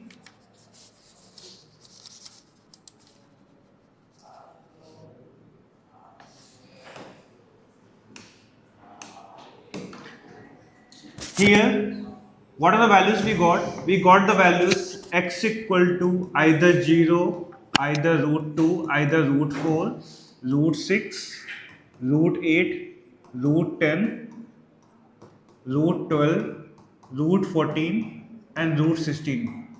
I check the values for this function, right? Let us check for this also. So I can say function is discontinuous at 0 also as well as 1 also, as well as 4 which is already given. Now I can say this function is always continuous in these points: root 2, root 4, root 6, root 10, root 12, root 14. Why? Because root 2 is 1.414. 1.414 root will be something 1 point and GIF is going to be 1. Plus minus is going to be same. And this function is discontinuous. So discontinuous minus continuous is always going to be a discontinuous function. So I got this function is discontinuous, discontinuous, discontinuous, discontinuous, discontinuous, as well as discontinuous. Let us first check for 0. I will find f of 0. F of 0 is going to be 0 minus 0, which is going to be 0 itself. F of 0 plus is going to be again 0 minus 0, so 0. We got at 0 function is continuous. Let us check for 4 also. So f of 4 is what? 4 square 16, 16 by 2, 8. GIF of 8 is going to be 8 itself. Root of 4 is going to be 2. So I got the answer 6. Then again find f of 4 minus. 4 minus is 3.999. So 4 minus square is going to be 16 minus divided by 2, 8 minus. 8 minus GIF is going to be 7. I got the value of 7. Root of 4 minus is going to be 2 minus. GIF of 2 minus means less than 1. The value is 1.99, GIF is going to be 1, we got 6. So function is continuous here. Let us check for 1 also. So x equal to 1. What is function value at 1? If I put 1, so 1 by 2, 0.5. 0.5 GIF is going to be 0, 0 minus. This particular value is going to be 1. Let us check 1 minus. So 1 minus GIF is going to be 0, 0 minus 0. I got 0. So at x equal to 1, function is discontinuous. Now count number of points: 1, 2, 3, 4, 5, 6, 7, 8. We got 8 points. So hence D option is correct for this particular question. Moving on to the next question, which is based on definite integration. The properties we have to apply. 0 to pi x plus 3 sin x upon 1 plus 3 cos x square dx. So let us write this is I equal to 0 to pi x plus 3 sin x upon 1 plus 3 cos square x dx. Use the King's property, replace x with pi minus x. If I replace x with pi minus x, what I will get? 0 to pi, limit is not going to be changed. This is pi minus x plus 3 of sin x. 1 plus, what is cos 180 minus theta? Minus cos theta whole square will be same thing. So I got this thing. Similarly, sin 180 minus theta is sin theta. This is equation number 1, this is equation number 2, add both of them. If I add both of them, of course this minus x sin x plus sin x cancel out, I got 2 times of I. 0 to pi by 0 to pi, pi plus 6 sin x upon 1 plus 3 cos square x dx. So pi plus 6 outside, let us assume that cos x is t. So minus sin x dx is going to be dt or not? So I can write 2y equal to pi plus 6 outside. What is limit going to be? If I put 0, I will get 1. If I put pi, I will get minus 1. Sin x dx is minus dt upon 1 plus 3t square. Can I take minus sign outside and change the limit by using the property? What is the answer I will get? 2i equal to pi plus 6 upon. Also take 3 common from here. If I take 3 common, it will be 3 outside. Limit is going to be minus 1 to 1 dt upon t square plus 1 by 3. Can I write this thing again as 2i equal to pi plus 6 by 3? This is even function, odd function. I can say t square, because of that it will be even function. So 2 times of 0 to 1, limit will be half dt upon t square plus 1 by root 3 whole square. So I can use the formula. Which standard formula it is? Dt upon x square plus a square. What is formula? 2 to cancel out. Formula is going to be 1 upon a, which is 1 by root 3, tan inverse 1 x upon a. X upon a is going to be root 3, basically x. Limit is 0 to 1. Root 3 cancel out. I got this pi plus 6 by root 3. Tan, put x equal to 1, so pi by 3 I will get, right? Pi by 3 minus tan inverse 0 is going to be 0. So answer is going to be pi into pi plus 6 upon 3 root 3. Any option later to this? I can say B option is going to be correct. Pi into pi plus 6 upon 3 into 3 root 2, right? So moving on to the next question, which is based on quadratic. If both the roots of the equation are negative real number, basically both the roots are real number as well as the negative number, I have to find this particular value. This particular equation is given such that P belongs to A to B. Basically we have to find the range of P. P belongs to A to B. I have to find the value, then I will put the value here. If both the roots are negative, can I say a diagram is something like this? Or it can be something like this also. So what I will do, I will say that this is nothing but based on location of root. F of 0 should be positive, right? Minus b upon 2a should be less than 0, as well as discriminant. It can be greater than equal to 0, right? Because it can be something like this also. Both the roots are negative number. So I got the number as f of 0. What is f of 0? 2p plus 9 is greater than 0, which is going to be p is greater than minus 9 by 2. Minus b upon 2a is going to be p plus 2 by 2, which is less than 0. So p is less than 2 also. Let us solve the discriminant. So what is discriminant of this? Discriminant is nothing but b square, which is p plus 2 whole square minus of 4 of ac. 2 times of 2p plus 9. That is going to be a p square plus 4p plus 4 minus 8p plus 36. So p square minus 4p minus 32, which is going to be p minus 8, right? P plus 4. That should be greater than equal to 0. So I got the interval of p, which is belongs to minus infinity to minus 4 union 8 to infinity.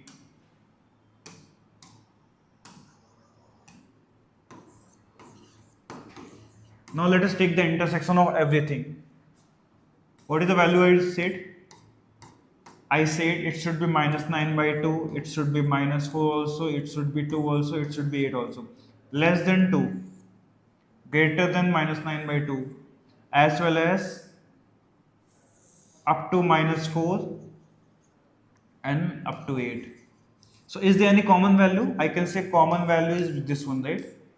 So I got the interval P belongs to open 9 by 2 to close minus 4. So it will be close bracket. Answer we got A value is going to be 9 by 2 minus of 9 by 2 and B is going to be minus 4. This will be going to be a close bracket.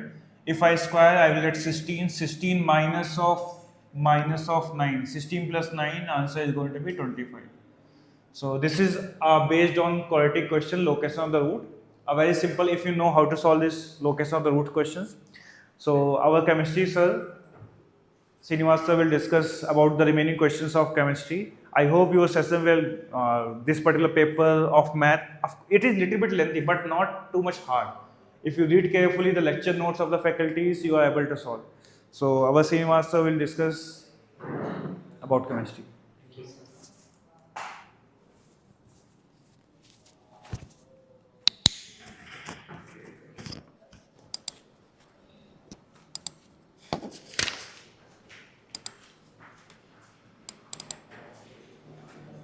Hello guys, hope all are done well in the exam. Let us discuss chemistry part, right? As usual, question generally these days asking from the dihydrogenation reaction. Today also they asked the question from the diazotization. Okay. Aniline treated with NaNO2 plus, this is the diazotization reaction and followed by the reaction with H3PO2, right? What is the question? Which one of the following reaction will result in the formation of deuterated benzene? So what we have to get? Deuterated benzene we have to get by the following sequence of reactions.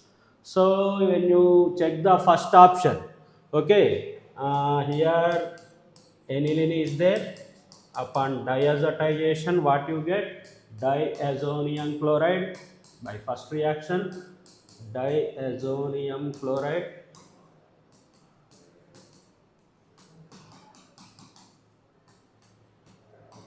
okay. After that followed by the H3PO2, right? Then you will get the what? Benzene. Okay, reduction takes place. Nitrogen get eliminated, it's replaced by the hydrogen, that is what we get, benzene we get. But actually our aim is to get the what? Deuterated benzene. After that, what is the third reaction? They treated with deuterated ethyl alcohol. Okay, but here if they given the Na-Lewis acid like anhydrous AlCl3, then alkylation takes place, whatever it may be. Here we can't get the deuterated benzene and we can directly eliminate the second option because there is no chance, because they given the nitrobenzene treated with diazotization, reaction is not possible, we can remove it. And after that we can go through C. Here we have the nitrobenzene treated with Sn plus HCl. Reduction takes place, what you get? Aniline you get. That aniline upon diazotization, NaNO2 plus HCl at 0 to 5 degrees Celsius, diazonium chloride you get. And treated with what? D3PO2. Then deuteration takes place. Here reduction takes place, nitrogen get eliminated by the, if here H3PO2 is present, here hydrogen replaces the nitrogen, here D3PO2 is present, then deuterium replaces the nitrogen, then what you get? Deuterated benzene is you get. Option C is the correct one, right? Okay, let us move to next question. Yeah, this question is given from the salt analysis. Consider the practical inorganic chemistry. Consider the following sequence of reaction. NH4Cl treated with NaOH. That means NH4 plus treated with base. What you get? NH3 gas you get. NH3 gas plus water. So X is the what? NH3 gas. X is the NH3 gas. That X, to detection of NH3 we have the very famous detection test, when NH3 treated with Nessler reagent, we get the brown PPT. That brown PPT name is what? Iodide of Milan's blue. Iodide of Milan's blue, which is brown PPT we get. So that means that Y must be what? Nessler's reagent, right? NH3, X is the NH3 treated with what? Nessler's reagent K2HgI4. We get the brown PPT, which is known as what? Iodide of Milan's blue, Hg2O, NH2I. Iodide of Milan's blue, which is appears in what? Brown color PPT. This is the PPT. So find out the X. X is the NH3, obviously. Okay. In a ammonium salt, when treated with what? Base, it releases the what? NH3 gas. In a ammonia salt, when treated with strong base, it releases the what? NH3 gas. That to detect the NH3 gas, we used the what? Nessler's reagent test. NH3 when treated with Nessler reagent, then only we get the brown PPT. By observing that brown PPT, we can say that Y is nothing but what? Nessler's reagent K2HgI4, which gives the iodide of Milan's blue, which is appear in brown PPT. Then answer is what? First one, NH3. X is the NH3 and Y is the K2HgI4. Let's move to next question. This question also given from the ozonolysis. Yesterday also in the previous examination also they given the question from the ozonolysis. Now also they given the question from the ozonolysis. Reductive ozonolysis, right? Reductive ozone, what is the statement? They given statement like reductive ozonolysis of butene gives the ethanol. What is the butene? CH3. C double bond CH3, reductive ozonolysis. Okay, ozonolysis ZnH2. What we have to do for the ozonolysis in the examination? We have to dissociate the double bond, put the oxygens. Wherever you dissociate the double bond, there you have to place the oxygen, then you get the product. Here what we get? Here what we get? CH3 CHO. Here also what we get? CH3 CHO. 2 moles of ethanol or acetaldehyde we get, so that statement 1 is right. Statement 1 is right. Reductive ozonolysis of butene. This is the butene. That butene upon reductive ozonolysis, it gives the what? Acetaldehyde or ethanol. That is the correct statement. Statement 1 is correct. Let's move to statement 2. What is the statement 2 given? Reductive ozonolysis of 3,6-dimethyl oct-4-ene does not give compound with chiral carbon. We have to check it, right? Let me take the compound 1, 2, 3, 4, 5, 6, 7, 8. Okay, 3,6-dimethyl oct-4-ene. 1, 2, 3, 4. Okay. 3, 4, 5, 6, right. 3,6-dimethyl oct-4-ene, right. This is upon reductive ozonolysis. Put here oxygen here. What you get? What is the product here we get? I will show you. Here I am showing C. Here I have the CH3. Here I have the CHO. Okay. This is the chiral carbon or not? This is the chiral carbon. Here we have the ethyl group. Here we have the methyl group. Here we have the H. Here we have the aldehyde. That means that carbon tetravalency is attached with different atoms. It is kind of C, A, B, C, D. Then it gets the star mark. Star mark means that carbon is what? Chiral carbon. Here we get the chiral carbon upon reductive ozonolysis of 3,6-dimethyl oct-4-ene, right? Here, see here I am I am dissociating the double bond. Here I am putting the oxygen. Here I am putting the oxygen. Here, when you observe, this is the methyl group. This is the ethyl group. Here I have the hydrogen. Here I have the CHO. 4 different groups are there.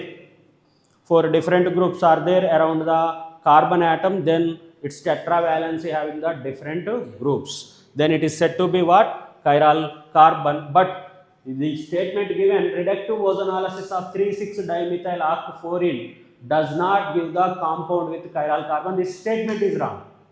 Statement 1 is right, statement 2 is incorrect. So what is the option? Statement 1 is correct, statement 2 is the incorrect is the option. A is the answer, C here. Ozonolysis you people have to remember. Very simple. Whenever they given the reductive ozonolysis, you have to dissociate the double bond wherever they given and put the oxygen, give the compound. Next, this question given from the ionic equilibrium.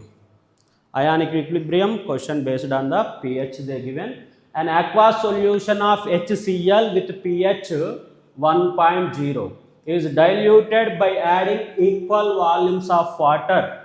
Okay, the pH of HCl solution would be, pH of the HCl new solution would be. That means, right, what is the pH?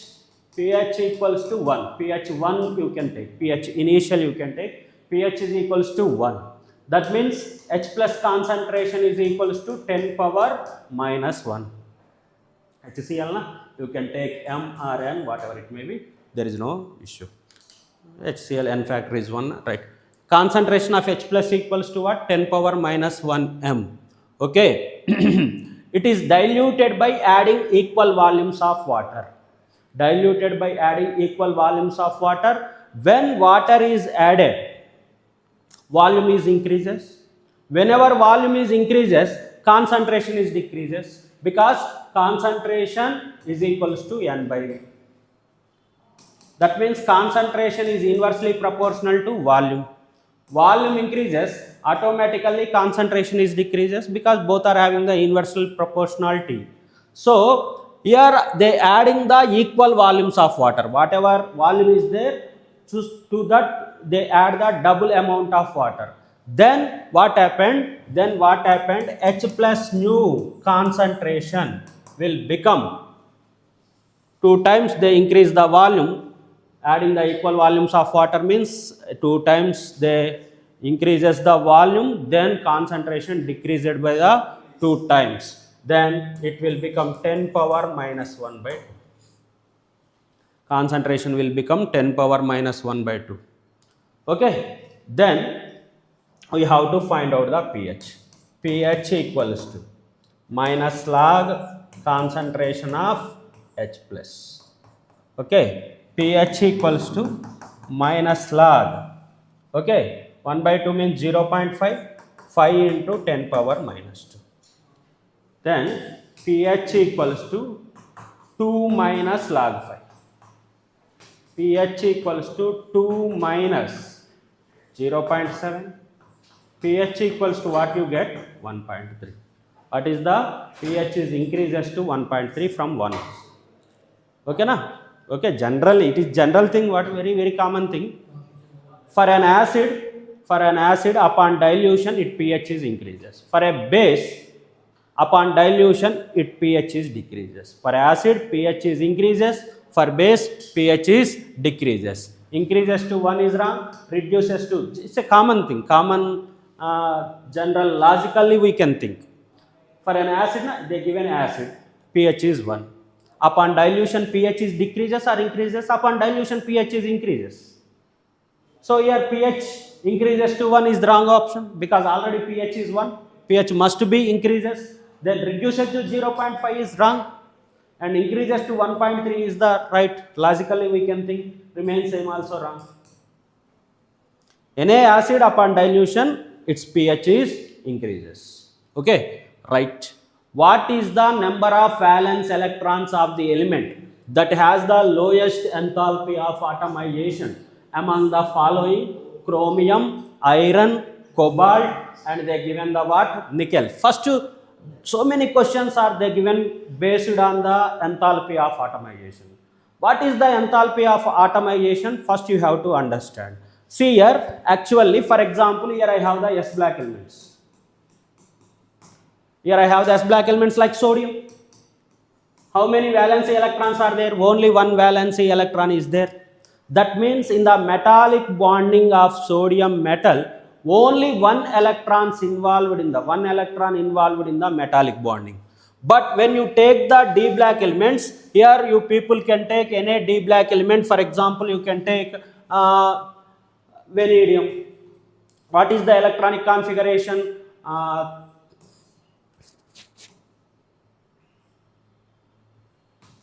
3d3 4s2. In the valency cell, how many electrons are there? More number of electrons are available. Ns electrons are available, n minus 1d electrons are available. So many number of electrons are available in the valency cell. Strong metallic bond is formed. So when you compare the s black elements, d black elements having the strong metallic bond as they having the more number of electrons in the valency cell. Whenever strong metallic bond is there, to dissociate the metal atoms into atoms is very tough task. If strong, for example, here a metal having the weak metallic bonding, you can easily dissociate into atoms, na? Enthalpy of atomization is nothing but amount of heat required to convert the metal luster into the metal atoms. Here very weak bond is present. If very weak bond is present, we can dissociate it into atoms very easily. Less amount of energy is required. Here we can say enthalpy of atomization is very less. If in between the metal atoms, if very strong bond is there, we have to supply the more amount of it to dissociate the metal atoms, right? Then enthalpy of atomization we can say more. So enthalpy of atomization depends on the number of electrons available in the valency cell.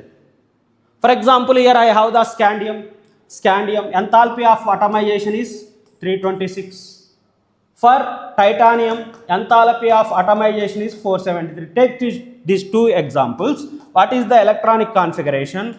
4s2 3d1. It's a 4s2 3d2. Here, how many valency electrons are there? D in the D shell, d orbital, 1 electron. Here, how many electrons are available?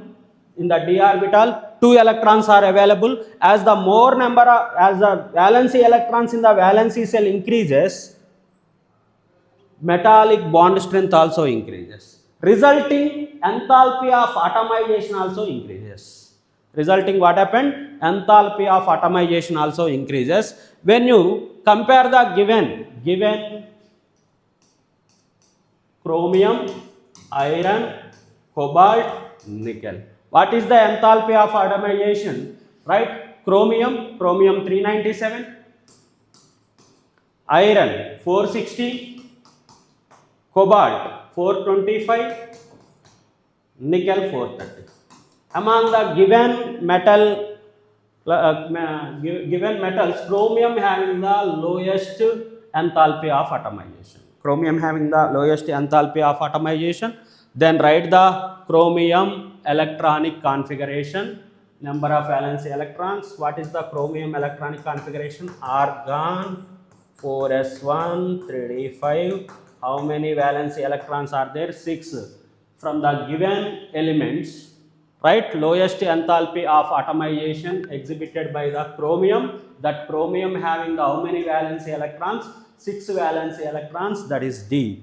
Right, only thing, enthalpy of atomization depends on the strength of the metallic bond. Strength of the metallic bond depends on the number of electrons available in the valency cell. Number of valency electrons increases, metallic bond strength also increases. Metallic bond strength increases, enthalpy of atomization also increases. So that when you compare the S black element, D black elements, S black elements having the lowest metallic strength, whereas D black elements having the highest metallic strength because of availability of more number of valency electrons. Ns electrons are present, along with Ns electrons, N minus 1 D electrons also present in the D black elements, right? So here we have to take this one, right? Then answer is 6, and chromium has the lowest enthalpy of atomization among the given elements. Let's move to next question.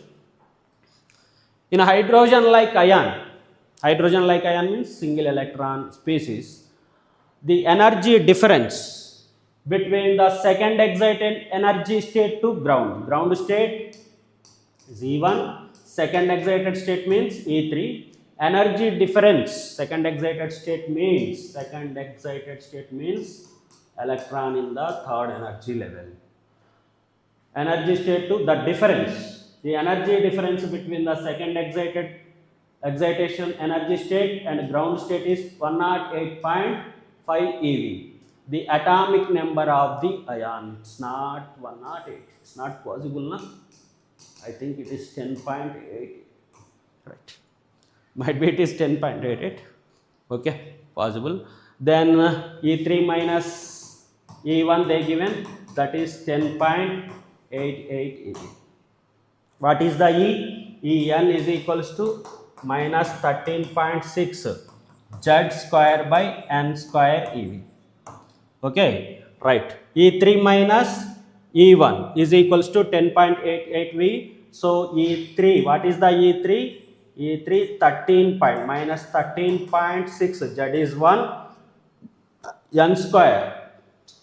Okay, second excited state na, N is equals to what? 3. N square means 9 minus 13.6 Z square 1 by 1. Okay, is equals to what you get? 10.88 eV. Okay, this is upon solving. Minus 13.6 by 9 plus 13.6 by 1 is equals to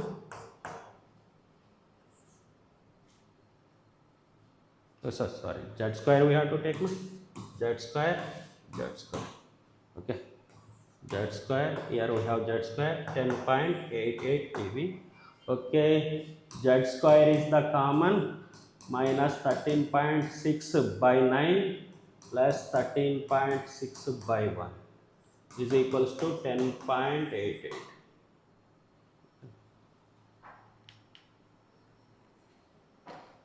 This is upon solving what we get.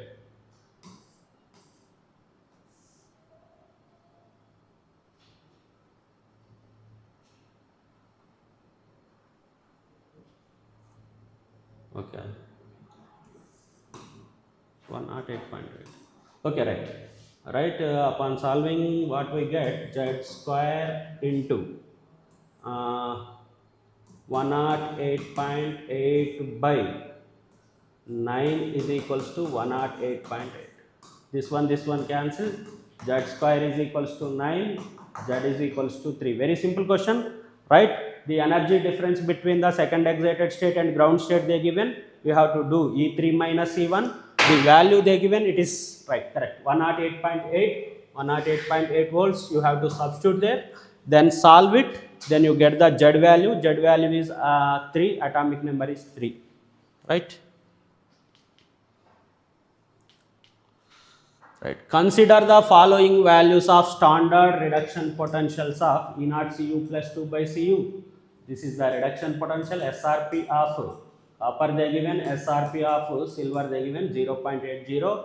Find E cell constituted by the 2 electrodes if it contains 0.2 m Ag plus and 1.5 m Cu plus 2. Right? They given the concentration. With concentration we have to use the Nernst equation. What is the Nernst equation? E cell of the reaction equals to E0 cell minus 0.059 by N log concentration of product by concentration of reactant. Okay, na? First we have to write the cell reaction from the given data. Cu is Cu plus 2 electrons, aqueous, solid, Ag plus 2 Ag plus gains the 2 electrons and we get the 2 Ag solid. Okay, this is anodic reaction, this is cathodic, this is oxidation of reaction, this is reduction of reaction. What is the overall reaction? 2 electrons get cancelled. Cus plus 2 Ag plus aqueous gives rise to Cu plus 2 aqueous plus 2 Ag solid. Okay, na? Right? How many electrons are involved in the cell reaction? 2 electrons, then N value is 2. as then E cell equals to E naught cell minus 0.059 by 2 log Cu plus 2 concentration by Ag plus concentration whole square. For this we have to find out the E naught cell. E naught cell equals to E naught cathode minus E naught anode. E naught anode. What is the value you get? E naught cell, E naught cathode. Which is the cathode here? Which is the anode? This is the anode. This is the cathode. Right? Cathode 0.80 minus 0.34. Then what is the E naught cell value? 0.46 volts. So substitute the values. E cell equals to 0.46 minus 0.059 by 2 log Cu plus 2 concentration they given. What is the Cu plus 2 concentration? 1.5 by Ag plus concentration they given 0.2 whole square. So answer should not be negative. When you observe the values, answer we can't get the negative. This is we can eliminate, right? Then what is the answer? Answer upon solving we get the option D. We get the option D. 0.41 volts is the correct one. Let's move to next question. XCF4, they give the list 1 and list 2, match the following compounds in the list 1 with its lone pairs on central atom and bond pairs. Matching type question they given, list 1, list 2. We have to calculate the right. XCF4, first to decide the hybridization. 8 plus 4 by 2, 6. What is the hybridization? sp3d2. sp3d2 already 4 bond pairs are there. Remaining 2 are what, Nana? Lone pairs. 4 bond pairs, 2 lone pairs. 2 lone pairs, 4 bond pairs. XCF4 for A, answer is 4. Next, I think it is ClF3, ClI3. Some mistake is there. Let's check this one. SF4, okay, 6 plus 4 by 2, that means what? sp3d hybridization. Already 4 bond pairs are there. 4 bond pairs, 1 lone pair. 4 bond pairs, 1 lone pair. Okay, for SF4 option 2, matching is the 2. Okay, A4 B2. See I3 minus. First to decide the hybridization. 7 plus 2 plus 1 by 2. I3 minus na. Okay, I3 minus. Central atom is iodine. Attached with 2 monovalent atoms. That's 7 plus 2. Charge is minus 1. Do plus 1. 7 plus 2 plus 1 by 2. What is the hybridization? sp3d. 2 bond pairs are there. 2 bond pairs, that means remaining 3 are lone pairs. For this 3, I think it is ClF3. Okay, ClF3. So hybridization is sp3d na. 7 plus 3 by 2. What is the hybridization? sp3d. 3 bond pairs, right? 2 lone pairs. Okay. For I3, for ClF3, this may be right. 2 lone pairs and 3 bond pairs. Then what is the A4? A4, B1, C2, D3. Option B is the correct one. Right? So first you have to decide the hybridization, or you can go through like this. You can take xenon to decide the bond pairs, lone pairs. Xenon is the 8th group element, write the 8 electrons. 1, 2, 3, 4, 5, 6, 7, 8. How many bond pairs are there? How many bonded atoms are there? Monovalent bonded atom, F. These are all bond pairs. 1, 2, 3, 4 bond pairs, and it has the 2 lone pairs. This, in this way you can decide, or by the hybridization you can decide the bond pairs and lone pairs, then give the correct matching, right? Let's move to next question. Right. Correct order of wavelength of the following colors, very easiest question. Right? Right, what we have? With GR. From violet to red, lambda is increases. Energy is decreases. Lambda increases, energy increases. That means red has the highest wavelength. After that, orange, yellow, green, blue, indigo, violet. Right?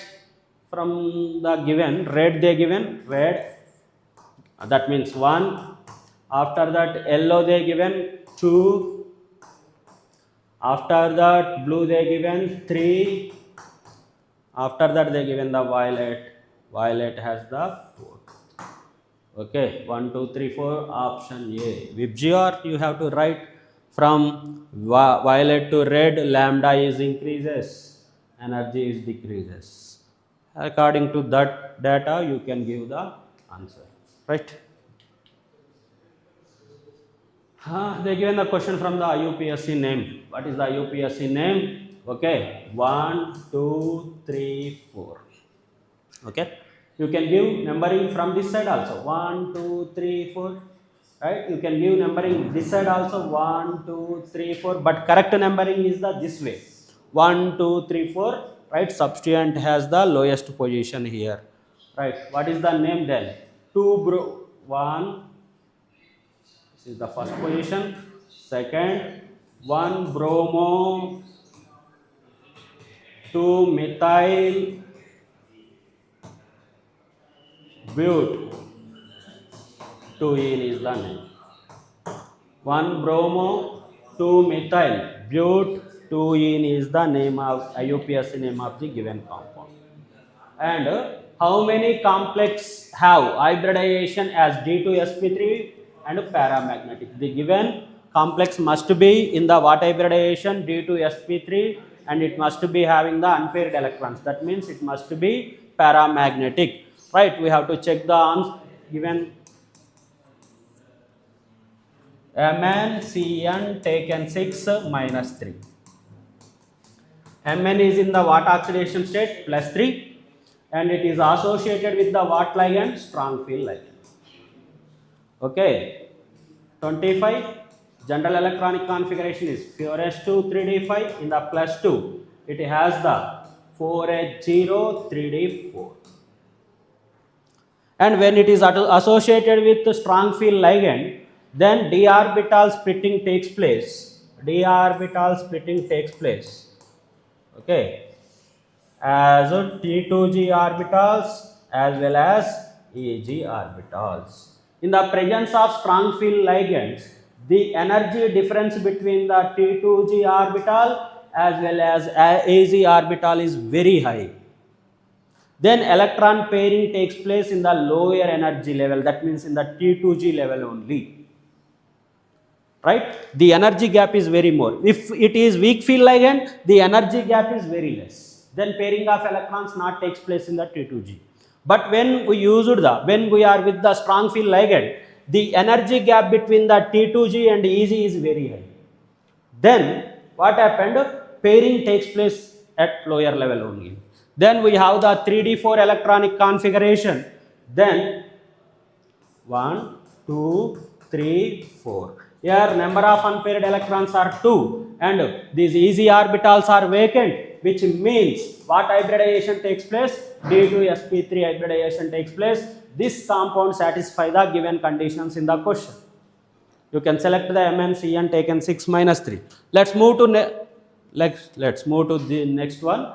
FeCN taken 6. FeCN taken 6 minus 3. Iron is in plus 3 oxidation state. 26.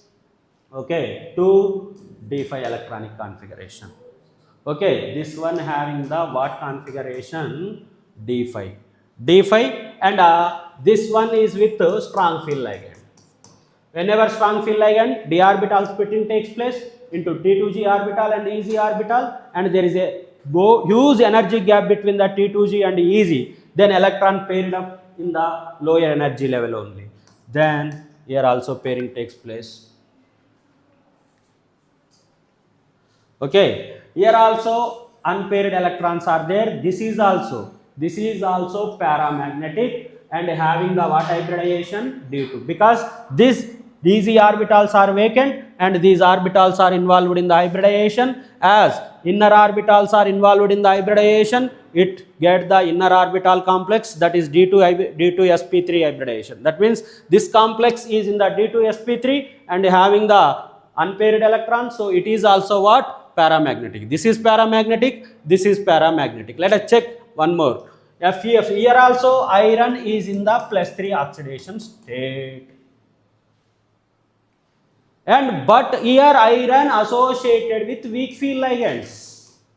Whenever a metal ion associated with weak field ligands, the energy gap between the T2G orbital and EZ orbital is very less, then pairing of electrons is not possible. Then the available 6 electrons, 5 electrons, we cannot fill like this, we should fill like this.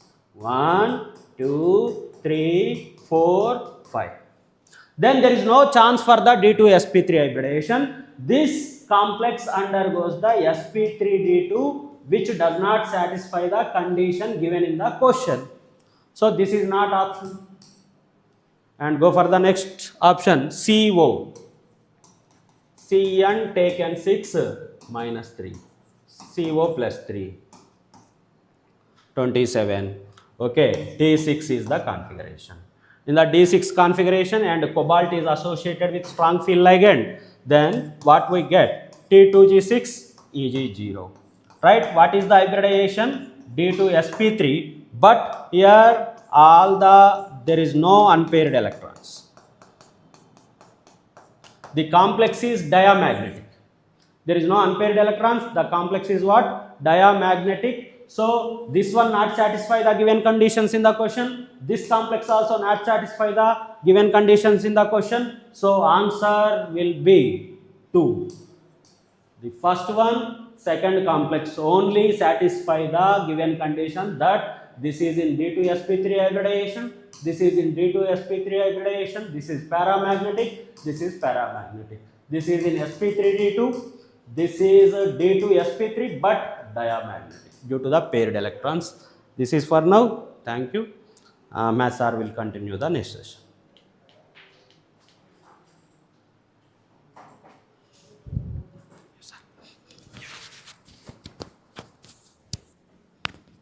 Hello student, how are you? I think all of you wrote the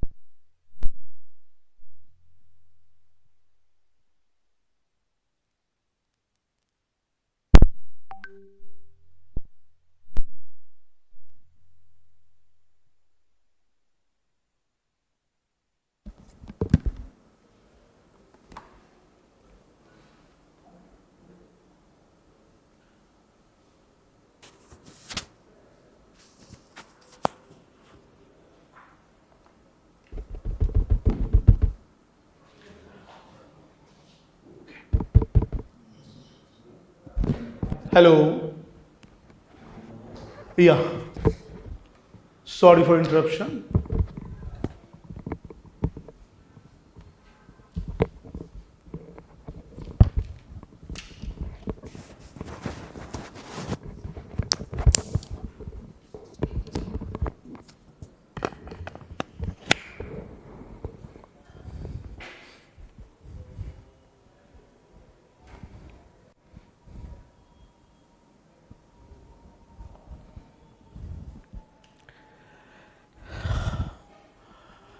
Yeah, sorry for the interruption. So now we can see the sum. This came from the straight line topic. This came from the straight line topic.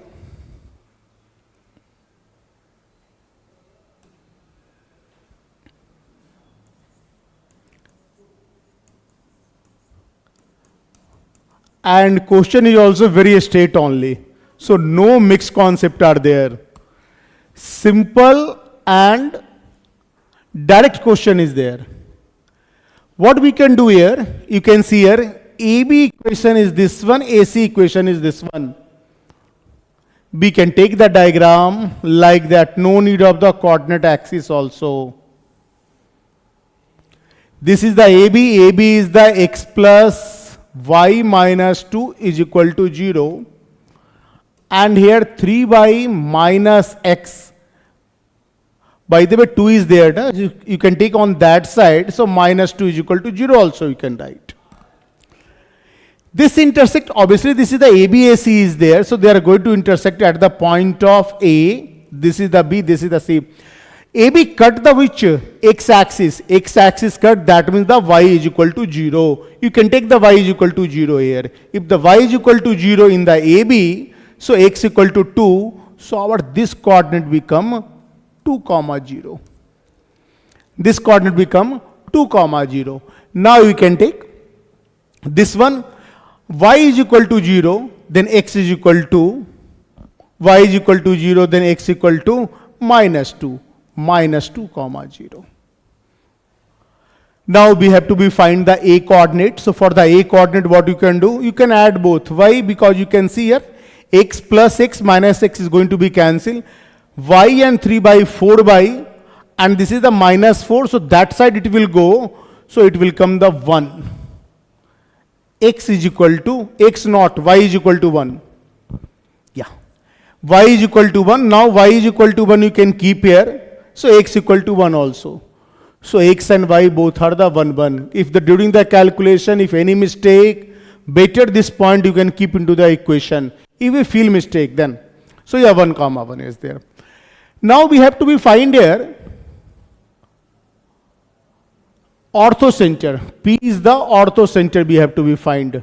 From here you can take the perpendicular. From here you can take the perpendicular. So obviously this is the perpendicular, so this line equation is equal to x equal to 1. Not at all any problem. Now we have to take another line from here, which is the perpendicular, where it is going to be intersection point. That point is called the P. According to that we can find the point P. Slope of this one is equal to, you can see, minus, x coefficient is the minus 1, y coefficient is equal to 3. So this equal to 1 by 3. Means this is, if I am taking the line is equal to B, so B is slope of B is equal to, that is 1 by 3, so this one is equal to minus 3. We have to find the equation here, that is the B equation. So B equation, that is the perpendicular. So y minus 2, y minus 2 not 0 is there, so y minus 0 and slope is equal to minus 3 we can take here, x minus 2. No need to be simplify this one. We know here x is equal to 1, so directly x equal to 1 you can keep there. X equal to 1 you can keep here, so what? 1 minus 2 minus 1, so y is equal to 3 we can get. So now we can get the P coordinate. Once you can get the P coordinate, then we have to find the area value. Area value easily you can find from here.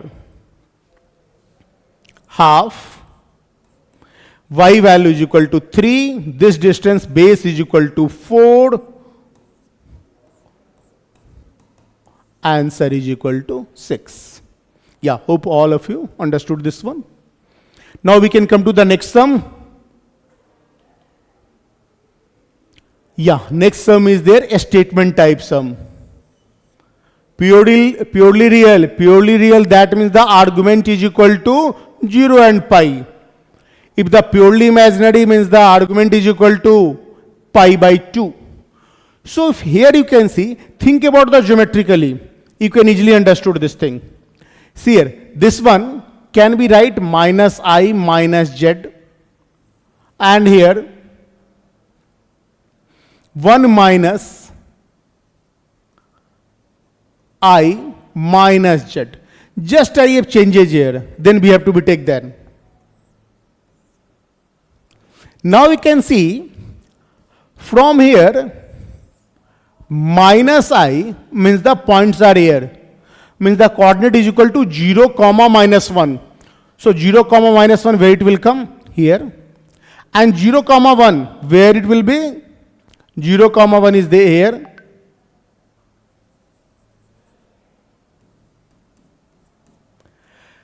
Where we can keep the z, so angle between that is equal to pi will come, like that, not a 1-2 point.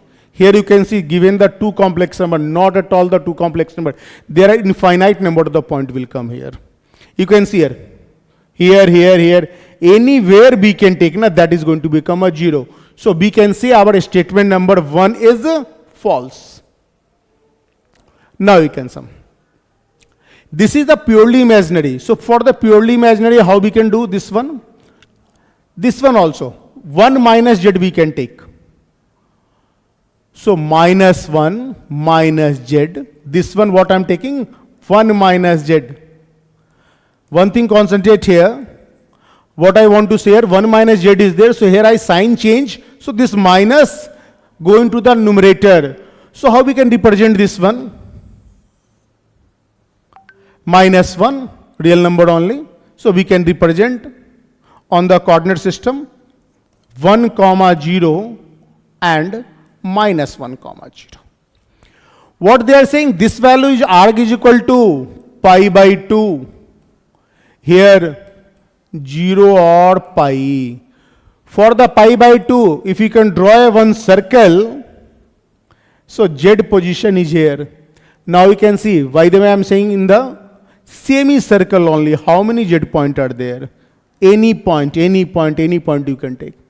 That angle is equal to 90 degree. As all of you know, angle in the semicircle is equal to 90 degree. So here this become the 90 degree angle. So like that, how many point will come? Infinite number of point. So we can say statement number 2 are the correct. So our option number B is correct. Some of the student also, if you want to solve like that, you can solve.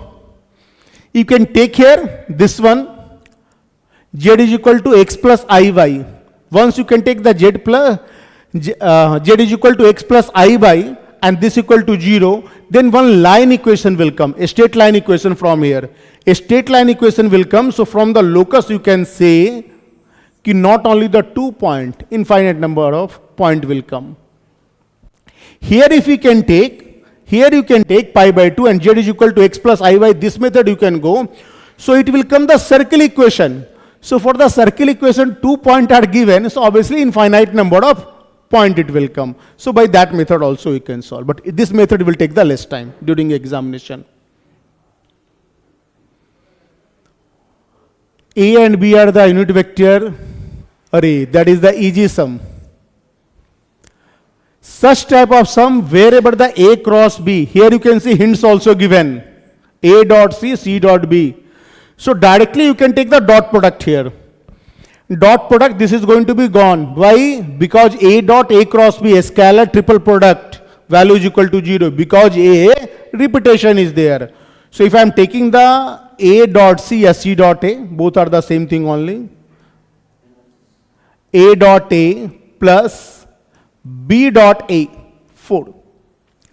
Now from here, we can find the A dot C value. See here, A dot A, this is saying the unit vector is there, means this value is equal to 3. This question belongs to the vector. By the way, seeing only you can understand. Further, if you want to know, so we can say dot product and a scalar product related. A dot B we have to be find. See here, modulus of A, modulus of B, both the value are the 1, 1, and then cos theta. Sin theta value, root 65 by 9. So 81 minus 65, how much? 16. Root 16 is equal to how much? 4. So we can write here the cos theta is equal to 4 into 4 by 9. We can get the AC value. Very simple. Now you can come to the CB value. For the CB value, again the dot product with the C, you can take C dot B 3 A dot B plus 4 B dot B plus 9 B dot according to the scalar triple product. Same things are coming, so means this value is equal to 0. So this gone. Again here the value 3. Between A and B angle, same angle will come. Here you can see. Here also the same angle only. So directly you can write 4 by 9. This value is equal to 4. You find the CB value, you can find the AC value. Not more calculative. This value you can put and you can get the answer. AC is there, this one. One thing by seeing also we can say, because CB value are the more greater than this one value. So you can take the obviously negative value, answer will come. Yeah. Limit question. This time we are observing all the paper limit question are coming easy question. See now, only the standard format are there. This question belongs to the limit. And this one easy sum is there, only conversion of the standard format. Once you can convert into the standard format, you can easily get the thing.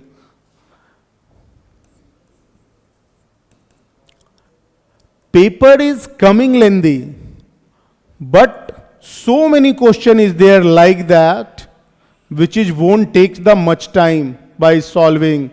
So must be as a student, we have to be concentrate all those type of question first during the examination. This is the only the mantra for the success. Yeah. Now you can see. So what we did here, tan inverse, because we know tan inverse x by x equal to 1. So we can convert into the standard form here. After that here, log e 1 plus 3x square. Again this one you can divide it by 3x square into 3x square e to the power 5 x to the power 4 x to the power 4 by 3 is there, minus 1 here. Take here 5 into x to the power 4 by 5. You can multiply also here. 5 into x to the power 4 by 5. I think all of you are able to understand. I am not doing anything, no calculation, only we are going to be convert into the standard form. Just a standard form, you can get the immediately answer. During examination, according to me, this won't take the more than 1 minute.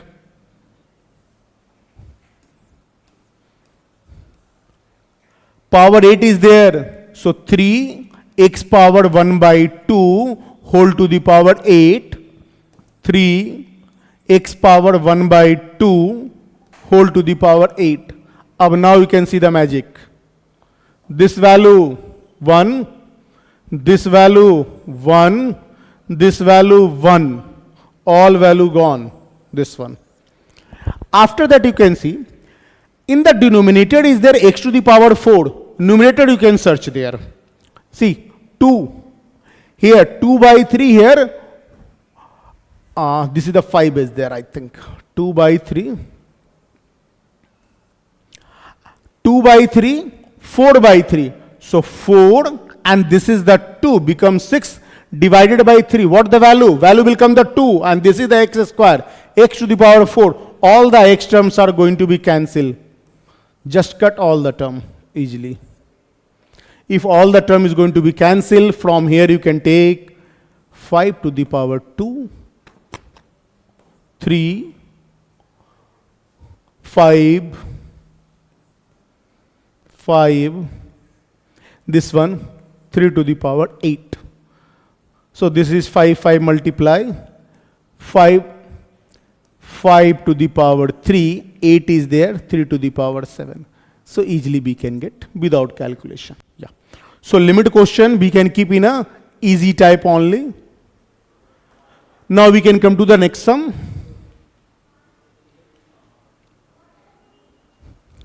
L passing through 1 comma 1, like that model sum in the January session also 2-3 times came the sum. Not similar model I am saying almost same only. Maybe the some numerical data are the change. Here maybe the 1 1 1 is there, maybe there the 1 2 3, like that only the difference are there. This line is there L1, this line is there L2. Now we are taking here 1 comma 1, 1 1 1, intersect the L1 L2. So L1 where it is going to be intersect, those general form you can write, means this is equal to, you can take lambda, and this is equal to, you can take the t. If I am taking this equal to lambda, what is the general form of this one? 2 lambda plus 1, 3 lambda minus 1, and that is the 4 lambda. Another one you can take the t. If another one I am taking the t, so this coordinate is equal to t plus 1, t plus 1, and 40 plus 3, and this one is equal to t only. I think all of you are able to be understand this one. So now you can see the dr. Now we can find the dr of this one. This minus this one. Yeah, otherwise you can do also from this to this minus and this to this minus. So whatever the term will come, the dr, both not exactly equal, both are the proportionate. Sometimes a student doing mistake here also. They will take the equal. See here, this and this, what the dr will give the name better? ABC. dr of AB. drs of AB is equal to 2 lambda, comma, 3 lambda minus 2, 4 lambda minus 1. Now this one you can take t plus 1 minus 1, comma, 4t plus 3, so plus 2 will come, and t minus 1. All are the proportionate and equal. So all are the proportionate and equal. So 3 lambda by t, 3 lambda minus 2 by 4t plus 2 is equal to 4 lambda minus 1 by t minus 1. Now this one is equal to, you can equate, and then you can find the lambda and t value. By the way, calculation you can get here. So we can get the lambda and t value. Once you can get the lambda and t value, then not at all any problem. You can keep here, you can find the dr value, and you can write the equation passing through 1 comma 1. So x minus 1, y minus 1, z minus 1. After finding the lambda value, you can keep here this lambda value which we are finding from there, dr 3 lambda minus 2 and 4 lambda minus 1. After that, in the option, whatever the point are given, those point you can keep into the line. Which one is going to be satisfied? That is your answer. This question came from the 3D geometry, and this type of question already came into the first session examination. So that's why we are always suggesting you कि must be complete the P by Q and resonance material exercise 1, because pattern are almost same only coming to the mains examination. Yeah. Just I want to say about this question, because all the three sessions we saw, 2, 3 and 4th, 2 paper there what we can find in the shift. Always coming the question are the easy, less calculative in the differential equation. But here in this differential equation, as the question is the calculative question are there. This differential equation we can't keep in a easy, not due to the concept, due to the calculation point of view. Yeah, let's see this one. dy by dx is there. So divided by the dy by dx. So x square plus ex dy by dx plus ex x minus 2 y, and see here xq is there, na? Because x will come here, xq you can sit on that side, 0 side. For the linear equation, dy by dx, no coefficient. So whatever the coefficient is there with the dy by dx, divide by that. So dy by dx plus ex x minus 2 divided by x square plus ex. Hopefully all of you are able to understand the things. xq, so by the way this divide na, so it is going to become a x square by x square plus ex. Linear equation. So easily we can write y integration ex x minus 2x x square plus ex dx is equal to qx. Most of the student can reach up to that easily. They won't face more problem in this one. Main they can feel the problem in this one to solve the integral part, which is we are saying like a IP. This part. Now question is coming here, how we can solve this part. So now you can see here.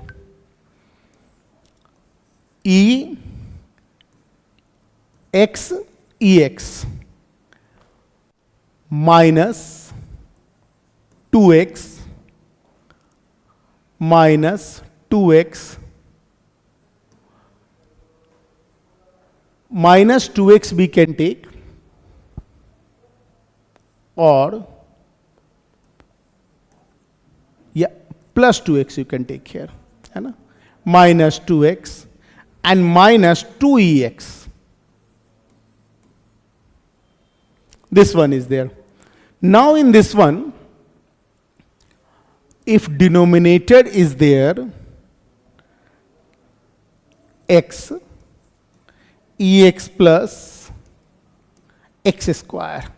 X we can take the common, and here also you can write ex plus x square. By getting this idea is a little bit difficult in this one. We have to be add 2x square and minus 2x square. If this idea will come during the examination, then only you are able to be solve this sum. Now here, x you can take the common. So ex plus 2x divided by x cancel, ex plus x square minus From here you can take, what you should take the common? You can take the 2 common only. So 2 x square plus ex by x, ex plus x square. This part going to be cancelled. Now you can say this part differentiation is there. So log, what you can write?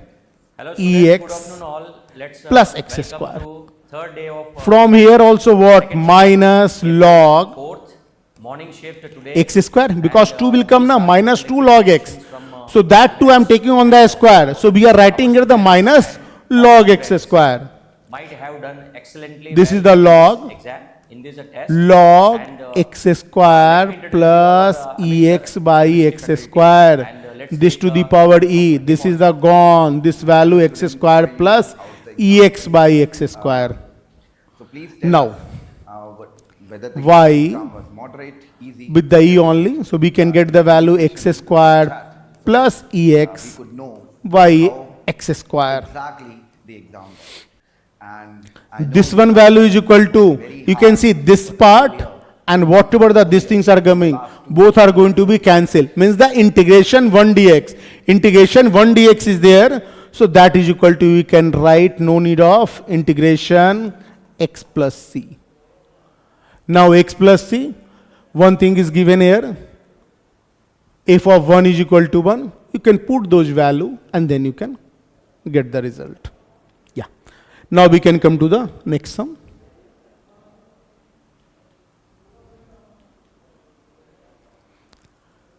This sum came from the PNC.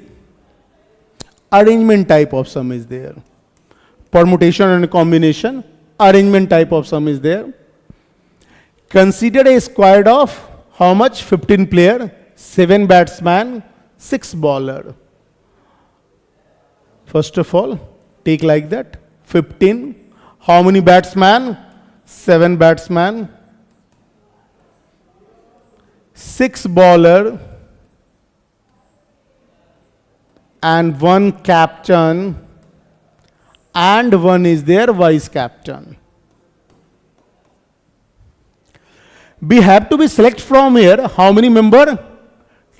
10 player we have to be select. Such that at least 4 batsmen and 4 bowler. You can take here 4 batsmen, 4 bowler. Then captain and vice captain both are going to be play. Here it is the given. Out of captain and vice captain, at least one must be the present. By the way, both are the present. Now what I am going to do, captain is not at all going to be play. Then vice captain is going to be play. So this vice captain. Then 1 we can remove from there. So we can write here, you can see 5, 4, yeah, otherwise 4 and 5. Only this possibility are there. Because there we can reduce 1. So here 1 I increase here. So 5 plus 4, 9 will come. 9 plus 1, 10. Again in the same thing, vice captain you can remove. Captain must be play. So this one again the similar way. 5, 4, 4, 5. This one will come. Now this all the cases you can write. Out of 7 batsmen, so first case I am writing 7C4 into, because all are at a time, so that means multiplication are there. 6C4, 1C1, 1C1. Either this combination or this combination are there, so that's why addition is there. 7C5,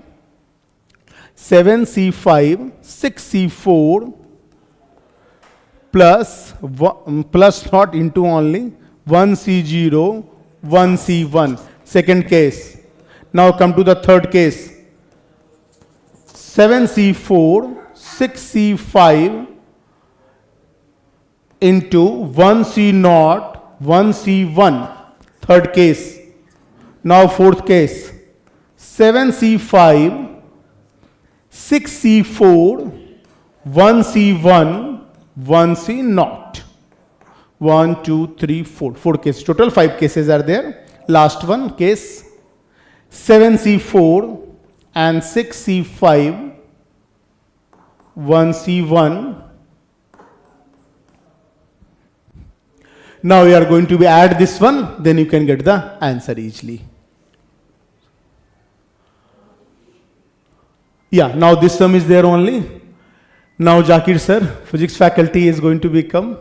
So all of you must be listen. Come sir. Thank you, sir.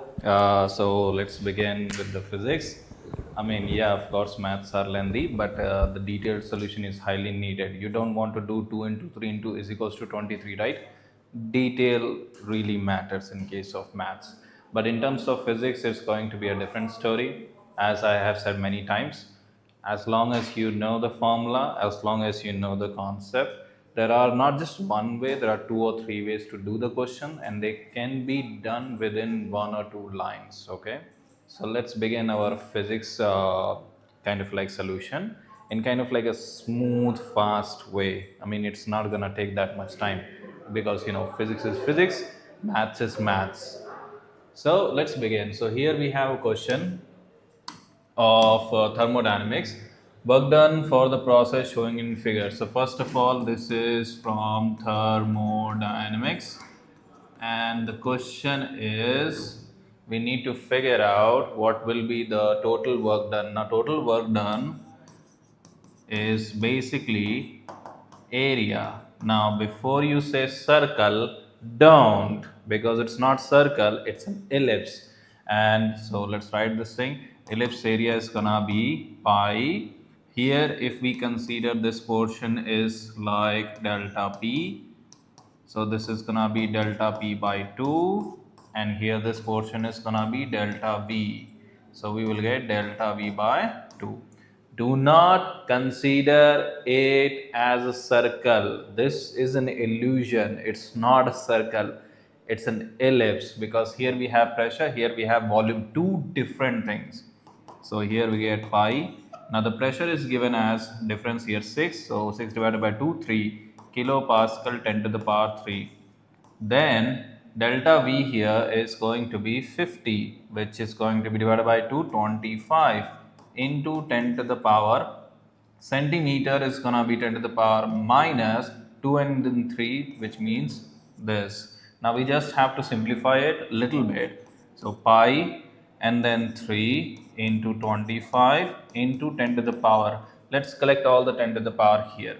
So this is kilopascal, so 3 we got, this is minus 6, so we get minus 3 here. Now we can do one more thing, we can multiply here, right here, 25 into 4 divided by 4. You may be asking, why am I doing this thing? Because look at this one. You got 3 pi here. Okay, no, these two doesn't have it.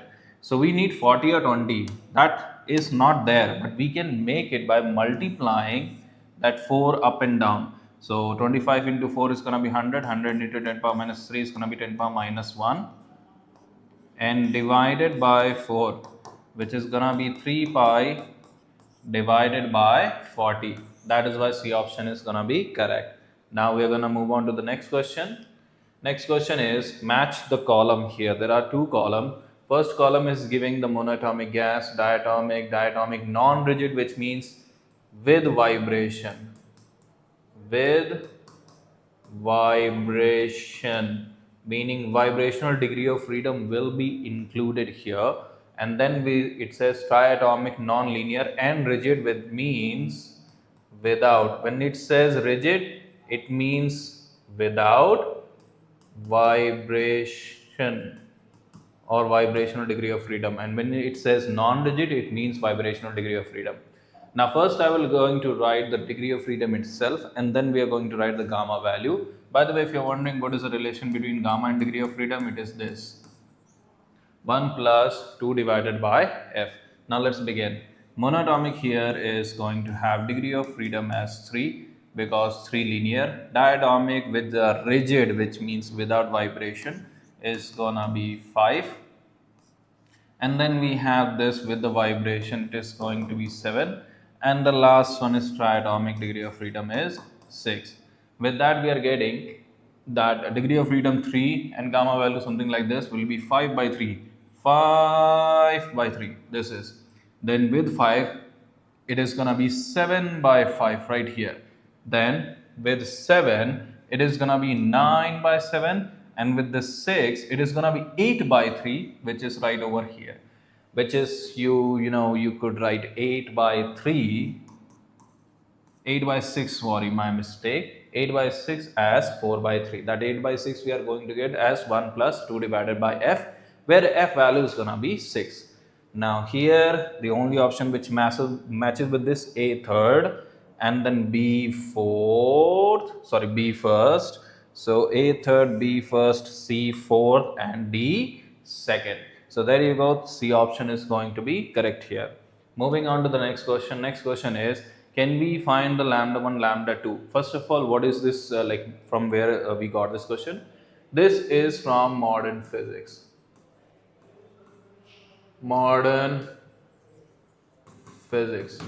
Now it is asking about the spectrum, Lyman and Balmer. So how do we get that? Since it says largest wavelength, we have to take the least energy possible, which is only possible when it is going from 2 to 1 for Lyman, and for just wait a moment, Lyman, and for Balmer it is gonna be from 3 to 2. Okay, now we can start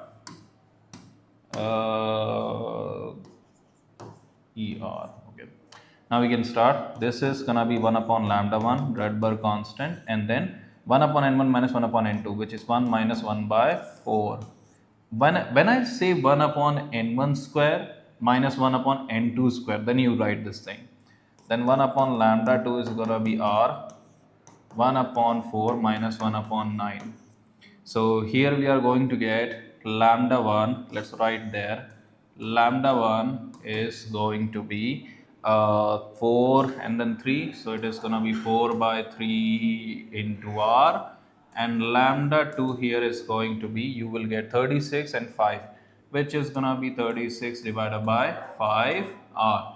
Now lambda 1 by lambda 2, when you do that, 5 will go up, 3 and 36 will be cancelling out, so you will be having 9 here. So there's gonna be 5 by 27. Yes, there we go. That is the answer here. Now moving on to the next question there.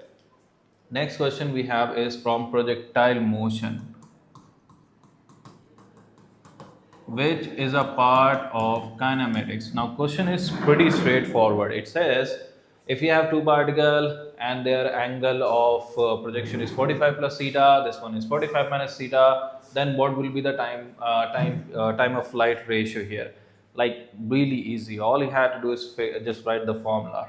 So time of flight here is gonna be 2u sine theta, so 45 plus theta divided by g, that is t1, and or ta you can call it, and then tb, which is gonna be 2u sine 45 minus theta by g. Now I did say this question is easy, but the only way you could make a mistake, make it much more difficult than it is appears to be right now, it's because of maths, because you know what, maths is always difficult.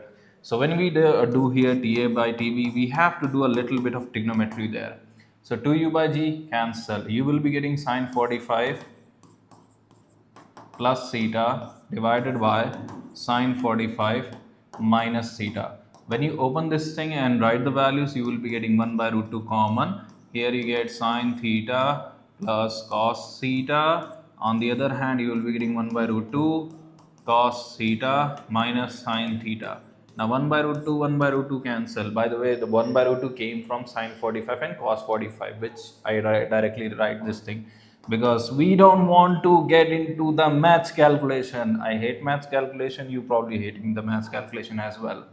So now you just have to divide the cos theta here. If you do, you will be getting tan theta plus 1 divided by 1 minus tan theta, which is similar to 1 plus tan theta divided by 1 minus tan theta. There is a alternate way where we can get the answer without even solving. All you have to do is select any theta value from your side, let's say 15 degree.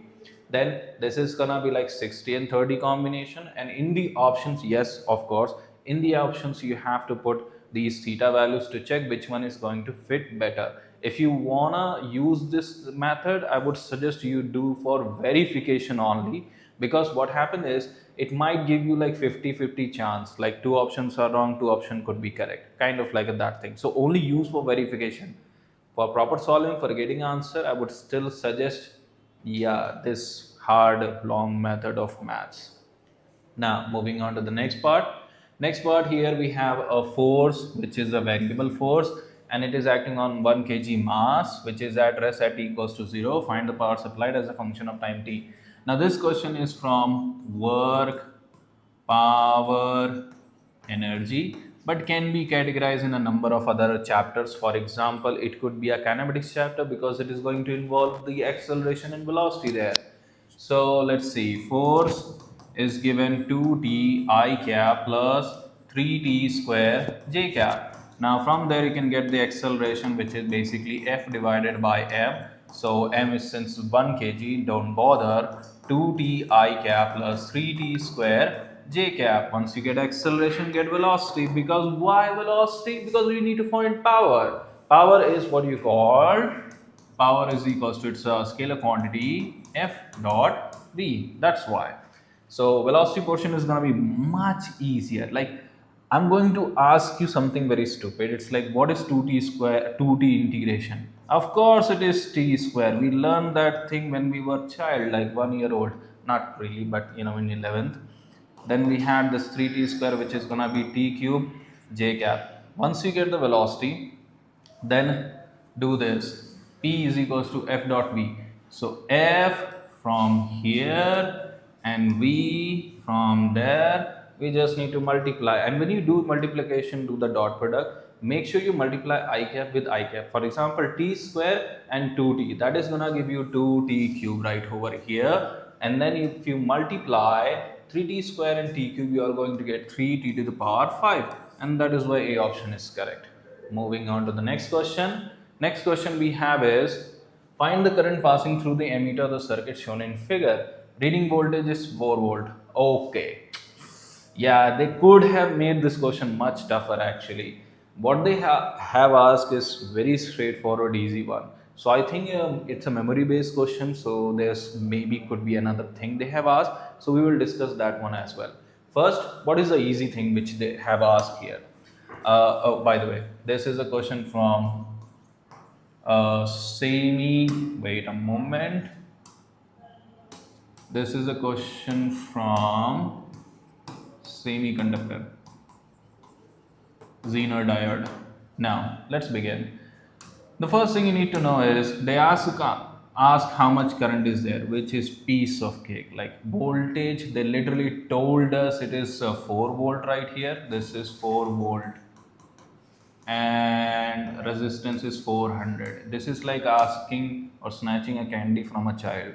It's very easy. So it is going to be 4 divided by 400, which is gonna be 1 by 100, which can be written as 10 milliampere.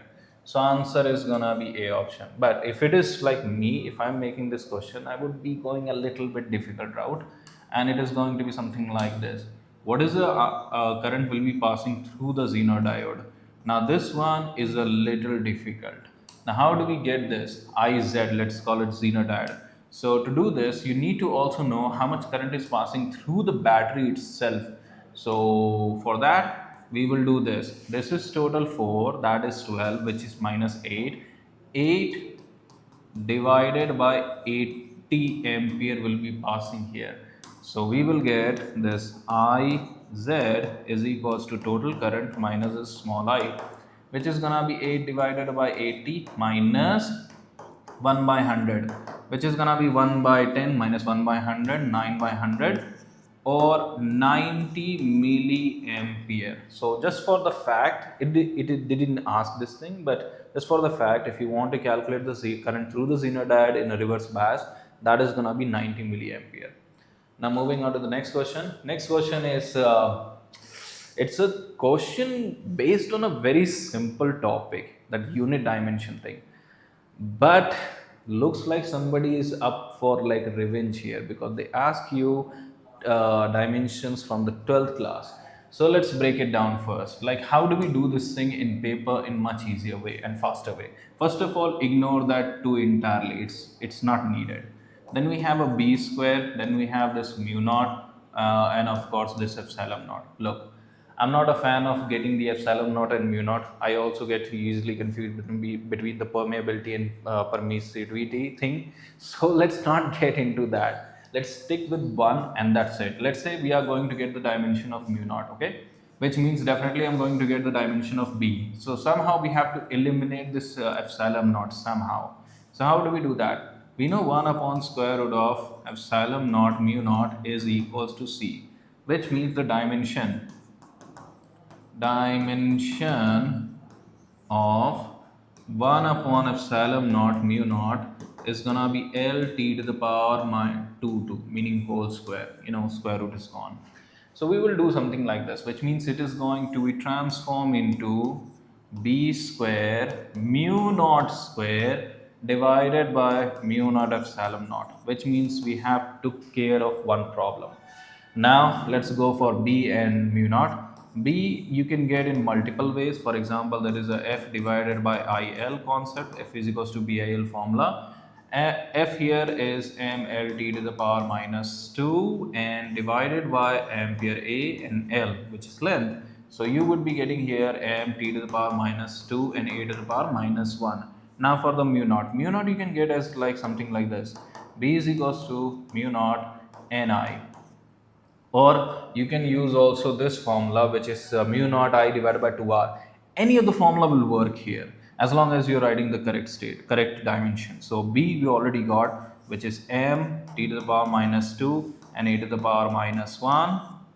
And mu naught we don't know, we need to figure out. N is number of turns per unit, so per unit length, so L to the power minus 1 and of course ampere.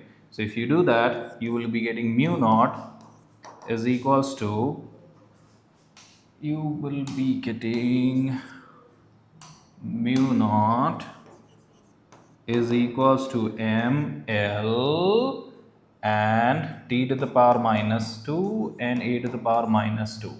And once we got 1, 2 and of course C, which we already know, then getting the answer is way easier. But I would not still suggest to do the entire solution, because it's gonna take time and you might easily get confused between few of the values. So the shortest way is check any of M, L or T or A, any one of them. Don't check the entire thing. Suppose you are going to check the M word. So M is going to be present from the magnetic field, which is like m to the power 1, and mu naught is also having m. Both are having square, so m is appearing 2 times, and then due to whole square it is m to the power 4. How many of them are m to the power 4? This one and this one. So at least we got 50-50 there. Now we are just going to check the length. Or you know what? Even better, let's check the ampere, because ampere only appear in B and mu naught. So ampere power minus 1, and then here ampere to the power minus 2. So minus 1 minus 2 makes a minus 3, but they had whole square, so minus 6. And look at this, there we go. D option is correct. This way you can get answer much quicker and it is beneficial in the paper, instead of like solving entire thing. Yes, you should solve it if you got the enough time. Moving on to the next question. Next question we have is, current in the circuit varies as I is equals to this, where we got some DC plus AC component together. They're asking what is the RMS value. This is a question from, of course, AC, alternating current. Now how do we do this thing? There is a small formula you just need to remember. I is equals to A plus B sine omega t plus phi, and I RMS will be square root of A square plus B square by 2. If you're going to ask why exactly that thing, answer is the sine square average value is going to be 1 by 2. A is constant, that's why A square as it is. This is the formula for RMS. If you follow that, it's really damn easy.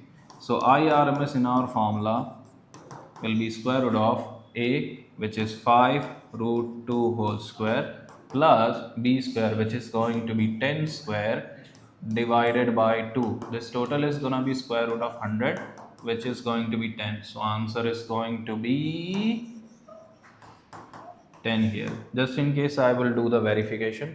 5 root 2 whole square is like 25 into 2, 50, and then 100 divided by 2 is like another 50. So 50 plus 50, obviously 100. Square root of 100 is gonna be 10, and just like that, it's kind of like over for the physics. And now that would be it. That would be taken by the next sir.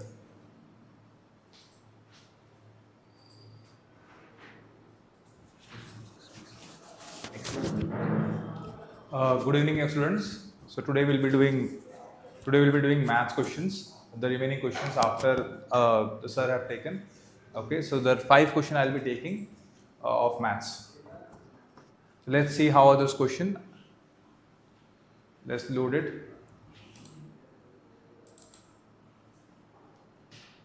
Okay.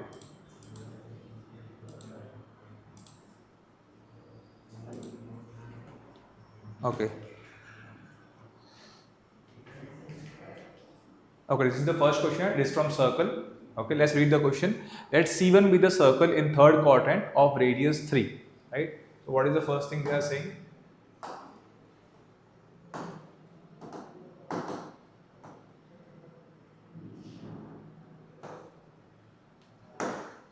C1 be the circle of radius 3 in the third quadrant. Okay, that touches both the coordinate axis. Right, that touches both the coordinate axis. So if I draw a rough diagram here of the circle, it will be looking something like this. Okay, and the center is what? -3 comma -3, because the radius is given to be how much? 3 units. Okay, and C2 is another circle with center at 1 comma 3. So if I mark 1, 1, 2 and 3, this is going to be the center of the second circle, right? Okay, so if I draw it, it's gonna be something like this, right? This is the second circle. Okay, its center is given to be how much? 1 comma 3. Okay, and what are they saying? That C1 touches, C1 is this one and C2 is this circle, right? So C1 is touching C2 at a point alpha comma beta. So we can see it is touching at a point alpha comma beta. Okay, so we need to find the relation between alpha and beta. So what I'll do first is, I know that if the two circles are touching externally, this radius is 3 and we don't know the radius of this circle, so we assume it to be r, right? If two circles are touching externally, then what is the condition? That r1 plus r2 is equal to c1 c2, right? It is the sum of the radius is equal to what? The distance between their centers, right? So what is the radius of the first circle? 3. The radius of second circle is what? R. Alright, and C1 C2 is the distance between these centers.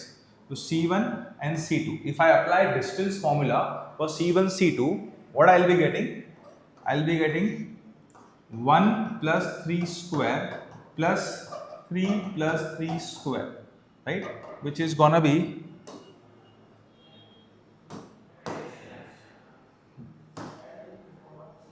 just a minute. Which is gonna be what? Just a minute.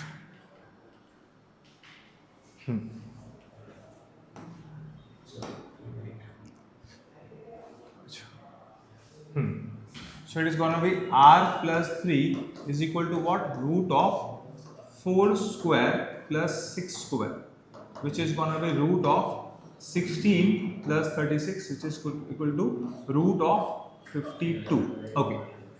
So it is what? Root of 52. What is the next thing we know? That alpha comma beta, this point, let's say A, is dividing C1 and C2 internally. Right? It is dividing C1 and C2 internally. So if I apply section formula, what I will be getting? I will be getting alpha is equal to alpha is equal to what? 3 times of x coordinate, which is 3 times of 1 plus r. R is the second ratio, r times of minus 3, right, over r plus 3. This is one relation for alpha. So what is alpha? 3 minus 3r upon r plus 3. Correct? Similarly for beta, what I'll be getting? I'll be getting 3 times of 3 plus r times of minus 3 upon r plus 3, right? R plus 3. So it will be how much? It will be 9 minus 3r upon r plus 3. Okay. So what are they asking now? We have alpha, now we have beta. They are asking what? Beta minus alpha whole square. So if I find beta minus alpha, it's going to be what? 9 minus 3r upon r plus 3 minus 3 minus 3r upon r plus 3. Correct? So this is equal to what? This is equal to 3r and 3r cancel. So this is equal to what? 6 upon r plus 3. Right? And from here I can take the value of r plus 3. It is equal to what? Root 52. So I can take it, it has become 6, it will become 6 upon root 52. Correct? And what are they asking? They are asking square.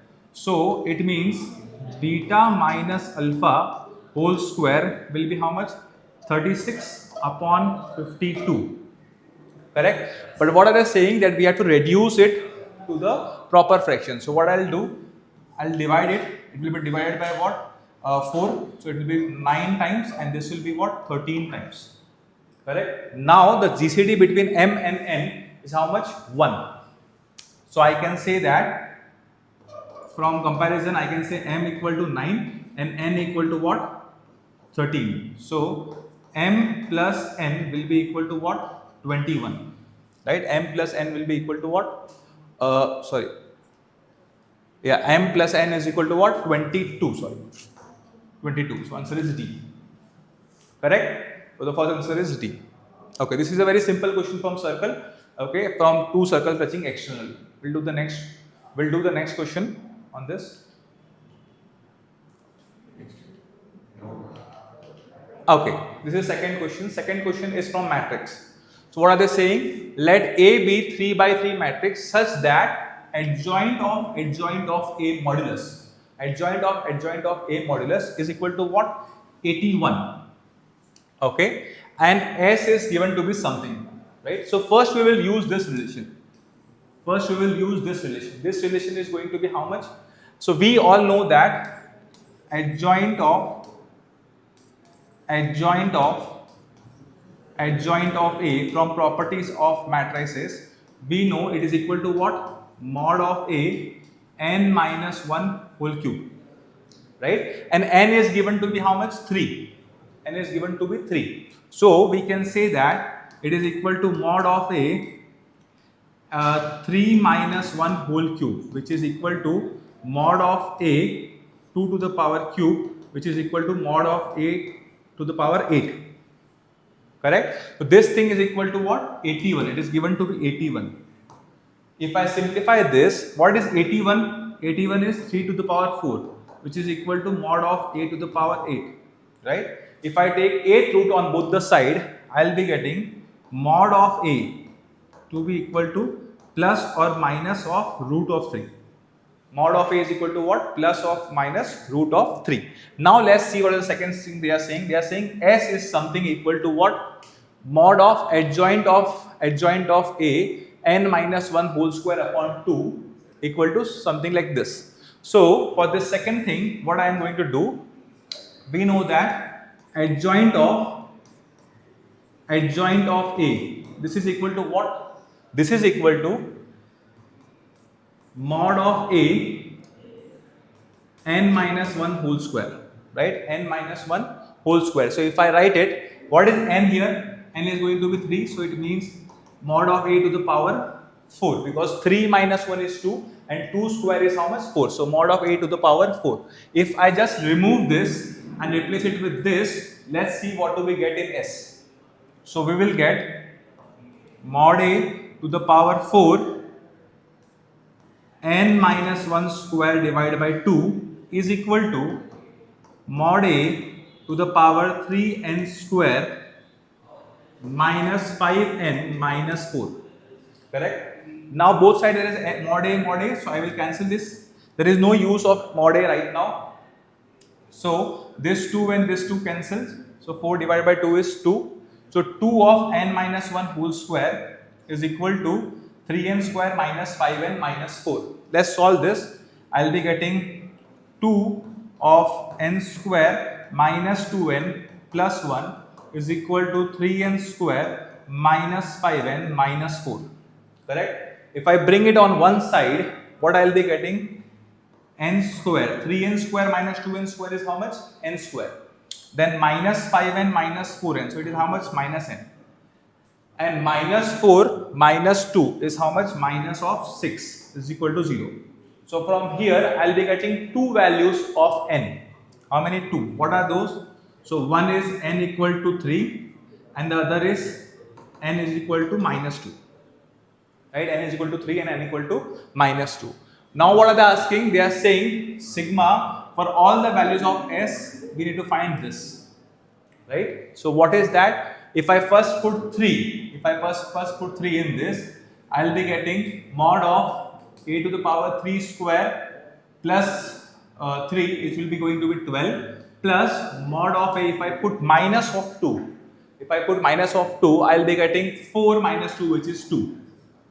Right? If I plug in all this value, I will be getting root 3 plus or minus root 3 to the power 12 plus or minus root 3 to the power 2, which is 729 plus 9.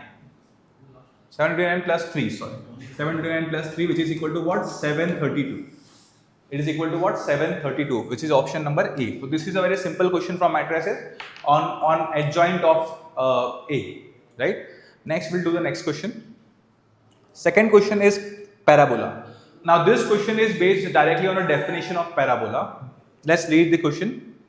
What it is saying, let P be the parabola whose focus is minus 2 comma 1 and directrix is given to be how much? 2x plus y plus 2 equal to 0. Okay. Then the sum of the ordinates of the points on P, this is on the parabola, whose abscissa is minus 2. Let's understand, let's draw the diagram. So we know for any parabola, for any point, the distance of the point from the focus and the directrix, right? SP will be equal to PM. This is the basic definition of parabola. What is the definition? That SP is equal to PM. So if I apply SP is equal to PM, where this line is given to be 2x plus y plus 2 equal to 0 and the focus is given to be minus 2 comma 1. So if I apply distance formula, I will be getting root of x plus 2 the whole square plus y minus 1 the whole square is equal to PM. PM is what? Distance of any point x comma y from the directrix. So if I apply distance of any point from the line, I will be getting mod of 2x plus y plus 2 upon square root of 5. If I square this on both the sides, I will be getting x plus 2 whole square plus y minus 1 whole square. Just a minute. Y minus 1 whole square is equal to 2x plus y plus 2 whole square divided by 5. Now what are they saying? They are saying we need to find the sum of the ordinate whose abscissa is minus 2. Abscissa means what? X coordinate. So if I plug in this point, I will be getting 0 plus y minus 1 whole square is equal to minus 4 plus y plus 2 divided by 5. Right? If I solve this, I will be getting 5 times of y square minus 2y plus 1 is equal to y minus 2 whole square. Correct? If I expand this, what will I get?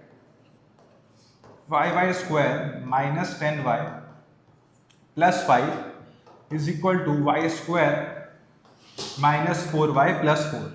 Now, on simplifying, I'll get y square minus 6y plus 1 equal to 0. 4y square. Right? Now, for this, sum of the ordinates, if there are two roots y1 and y2, I'll be getting y1 plus y2 equal to what? 6 by 4, which is 3 upon 2. So the answer is what? D. The answer is D. This is a very simple question based on definition of parabola. Next question, let's see. This is again a question, lengthy question based on application of derivative maxima and minima. What it is saying that x equal to minus 1 and x equal to 2 be the critical points. So what is the definition of critical point? Critical points means f dash 0, f dash of x will be equal to what? 0. They have given us fx, right? And they have given us two unknowns, a and b, right? For two unknowns, we have two values of x. So we will find these two unknowns, a and b. From there, I will be getting to know this function fx, right? So let's first do this. Let's first find fx and then read the next questions. Okay, so if I find f dash x, it will be how much? 3x square plus 2ax plus b by x. b by x, correct? Now, since x equal to minus 1 and x equal to 2 is the critical point, it means the derivative will be 0.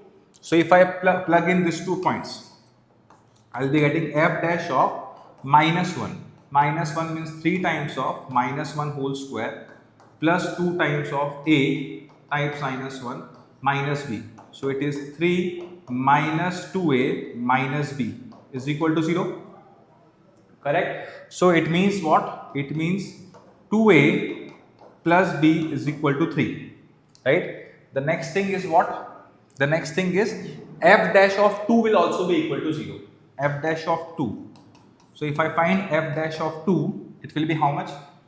3 times of 2 square plus 2a into 2 plus b by 2.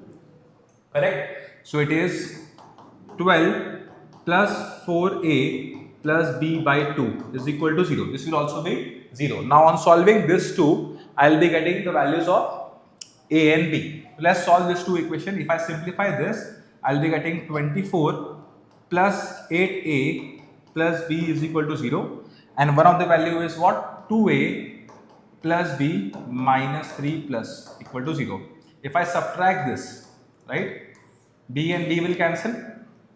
So I'll be having 24 plus 3, which is 27, plus 6a is equal to 0, right? So I'll be getting value of a will be how much? Minus of 27 by 6, right? A will be how much? Minus 27 by 6, which is minus of 9 by 2.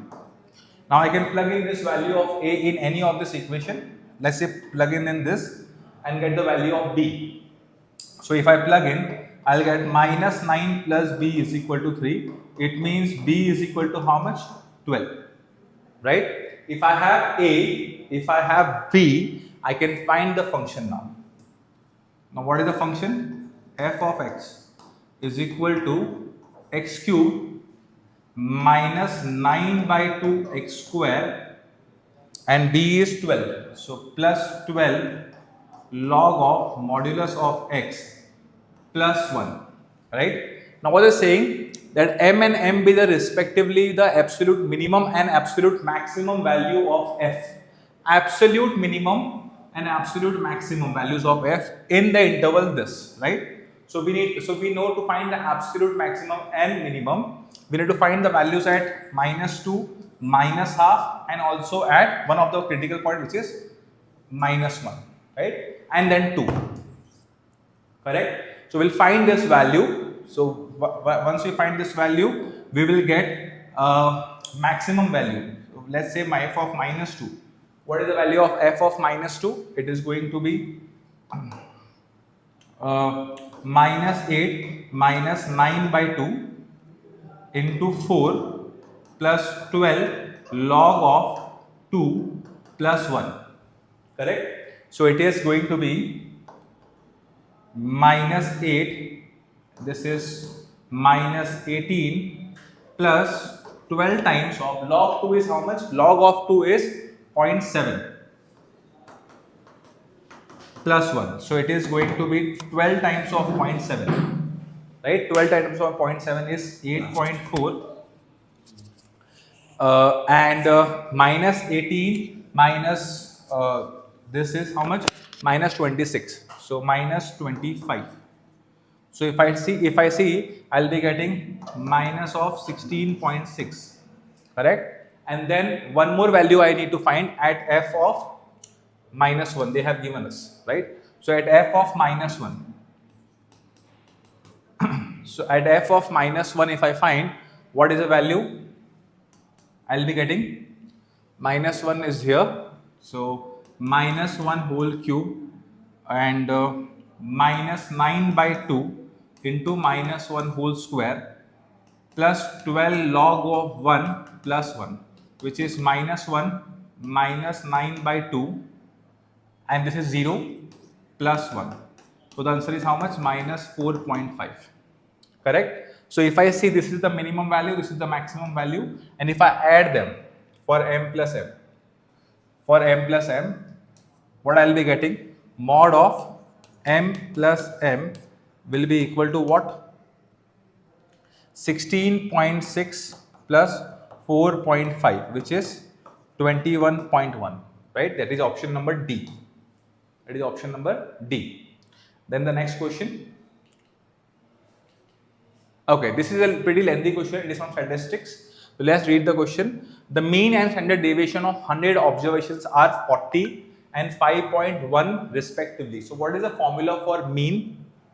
The formula for mean is x bar is equal to sigma xi divided by n, right? And for standard deviation, which is denoted by mu, it is equal to what? Square root of sigma xi square divided by n minus x bar the whole square, right? So we are going to use this two formula. So the first formula is for x bar. They have given the x bar mean is to be 40 and n is to be how much? 100, right? So this is n and this is x bar.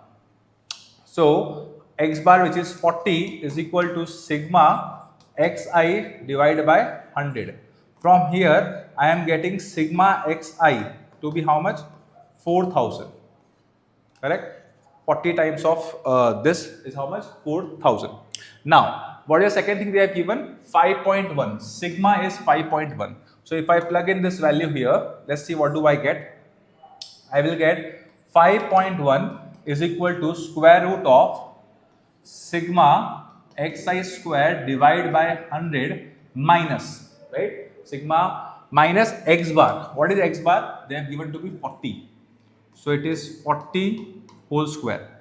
If I square on both the side, I'll be getting 5.1 whole square is equal to sigma xi square divided by 100 minus 40 square, which is how much? 1600.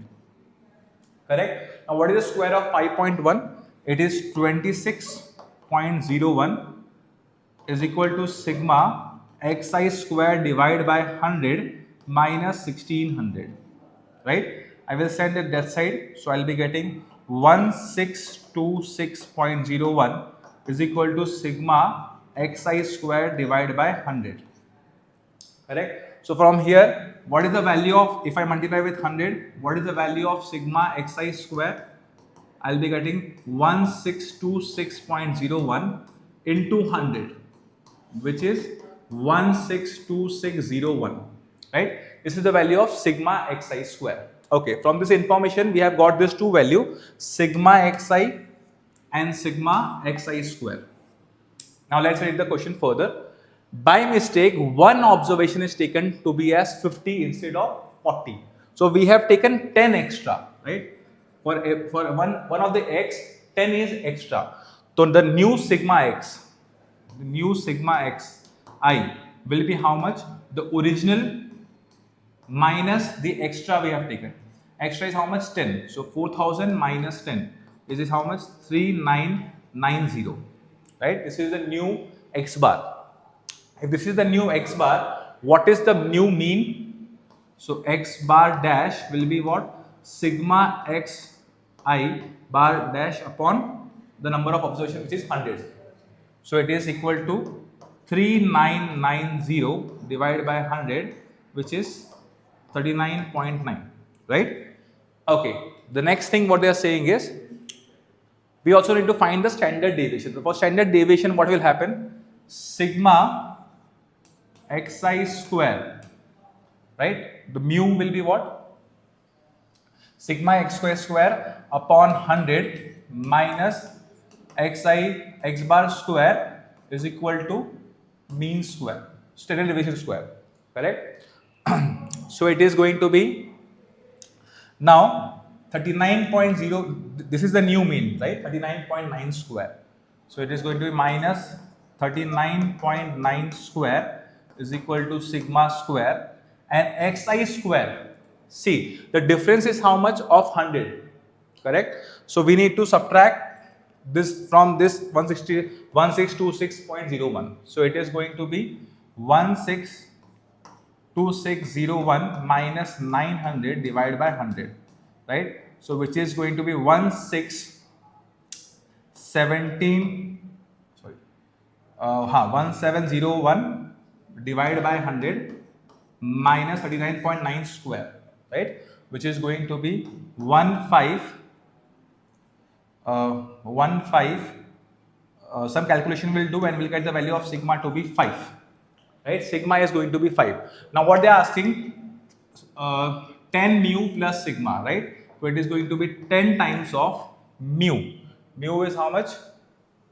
We have got 5 plus the mean is 39.9, right? Mean is how much? 39.9, which is going to be 10 times of 449, right? This is the answer. Okay. Now sir will be taking analysis of chemistry. Please take it, sir.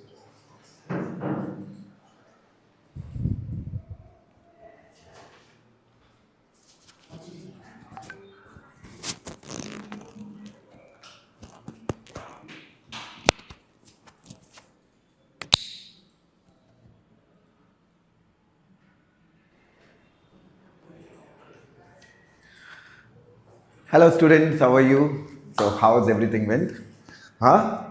So this is the last session of basically all the question discussion, in which we'll be discussing all the remaining questions of chemistry. And you know, this has been first time since we are discussing that we got all the 25 questions of chemistry. Yeah. So 18 we have already discussed, but rest of the 7 questions we'll discuss it right now, right here. Okay. Just be with me, be with us, and keep on commenting, keep on asking us whatever you want to do. And at last, after this video, we'll stop there after this video, and then after this video, we will share you the analysis also.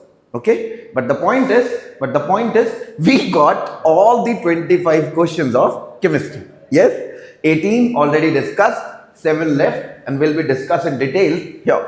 Be with us, and I hope after this discussions, the students who are going to appear in the coming students who are going to appear in the coming sessions, they'll definitely get benefit of it. Yes, and we have our faculties in Resonance have explained each and everything in detail. Yes, so be with us and stay tuned. Okay, so this is the question. This is a very good question, and it lies in the difficult category. Okay, and it comes from the chapter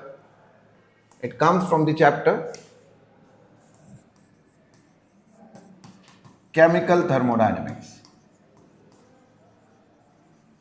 Chemical thermodynamics. And topic, basically first law, enthalpy. Okay? So whatever you are asked, that you have 1 mole of water which is at 10 degrees Celsius, which is at 10 degrees Celsius and is converted into ice at minus 10 degrees Celsius. So you had water at plus 10 degrees Celsius and it is converted to ice at minus 10 degrees Celsius. The change in enthalpy for the complete conversion. So you are asked the change in enthalpy, not entropy, enthalpy. And you are provided with Cp of water, x joule per Kelvin per mole. Since it is per mole, so this is the molar property. But the best part was you had taken only 1 mole of water. So you did not have to worry about converting per mole to number of this. Yes. Second one is Cp of ice is Y joule per Kelvin per mole and delta H of fusion is Z joule. So these are the options. Let's do this. Okay.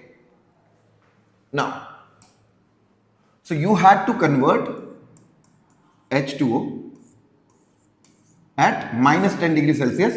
So whenever you are doing these types of questions, never write temperature in Celsius. Write always in Kelvin. It makes your life easy. So minus 10 degrees Celsius is 263 Kelvin.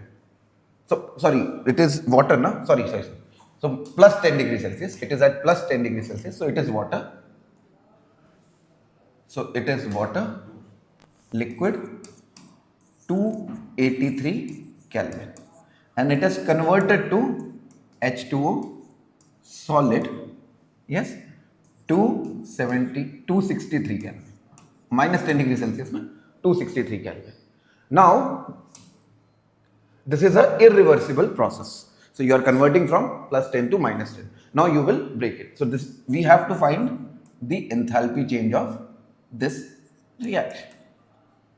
Yes, we have to find the enthalpy change of this reaction. So now we will use the Hess law. Since we are given the enthalpy of fusion, and enthalpy of fusion is taken at 0 degrees Celsius. What? 0 degrees Celsius. So we will convert this in H2O liquid at 0 degrees Celsius, which is 273 Kelvin. Then we will convert it to H2O solid, which is again at 273 Kelvin. And then we will convert this ice into ice at 263 Kelvin. Okay. And we will write these delta H as number 1 delta. This is for water, so I'll write water. Yes, W is for water. Now this is of fusion. So this is actually liquid converting to solid. So this is freezing. So it is delta H freezing. Okay. And the solid converting to, the solid remains solid, but the temperature is decreasing. So I call it delta H ice. Okay. Yes. Now as you know that dH is equals to n Cp bar dt, where Cp bar is molar heat capacity at constant pressure. Okay. And delta H is an integration whenever you are, yes, temperature change n Cp bar dt. If Cp bar is constant, you can write delta H is equals to n Cp bar integration of dt T1 to T2.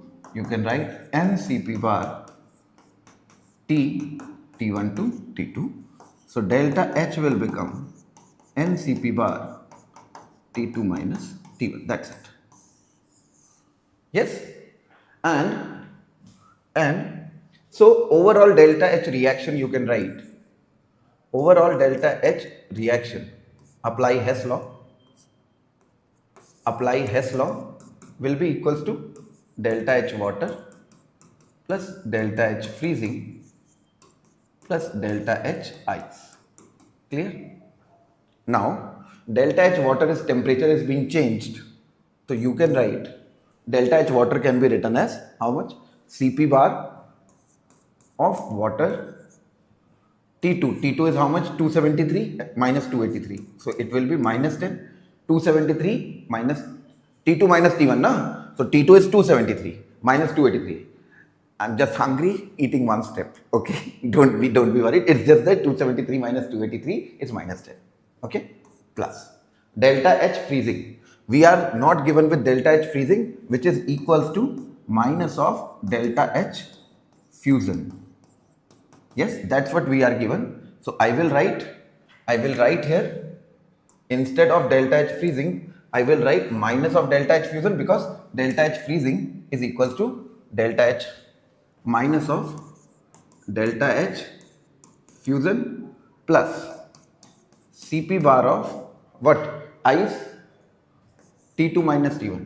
So T2 is 263, T1 is 273. So it is minus 10 also. Yes. So you are provided with the values.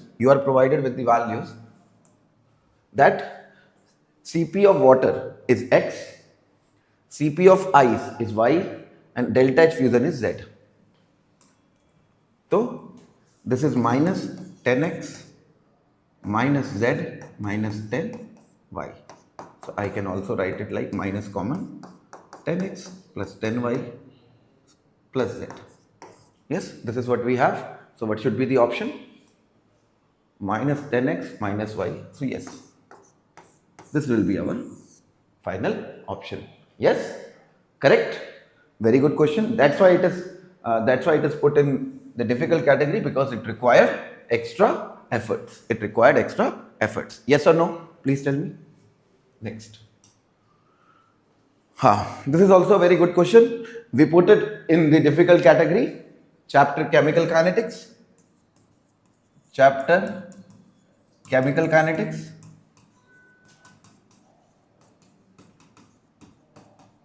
And topic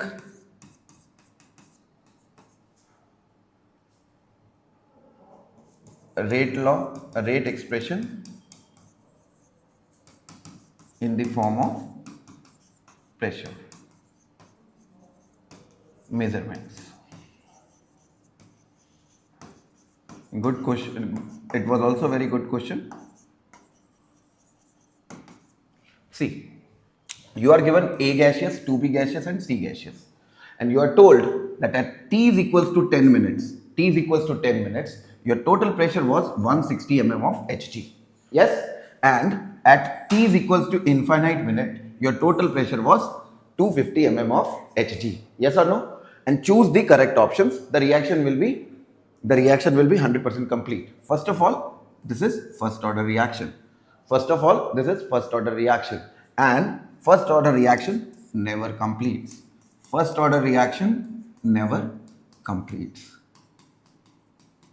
Any order which is greater than or equal to 1, the reaction never completes by 100%. Yes?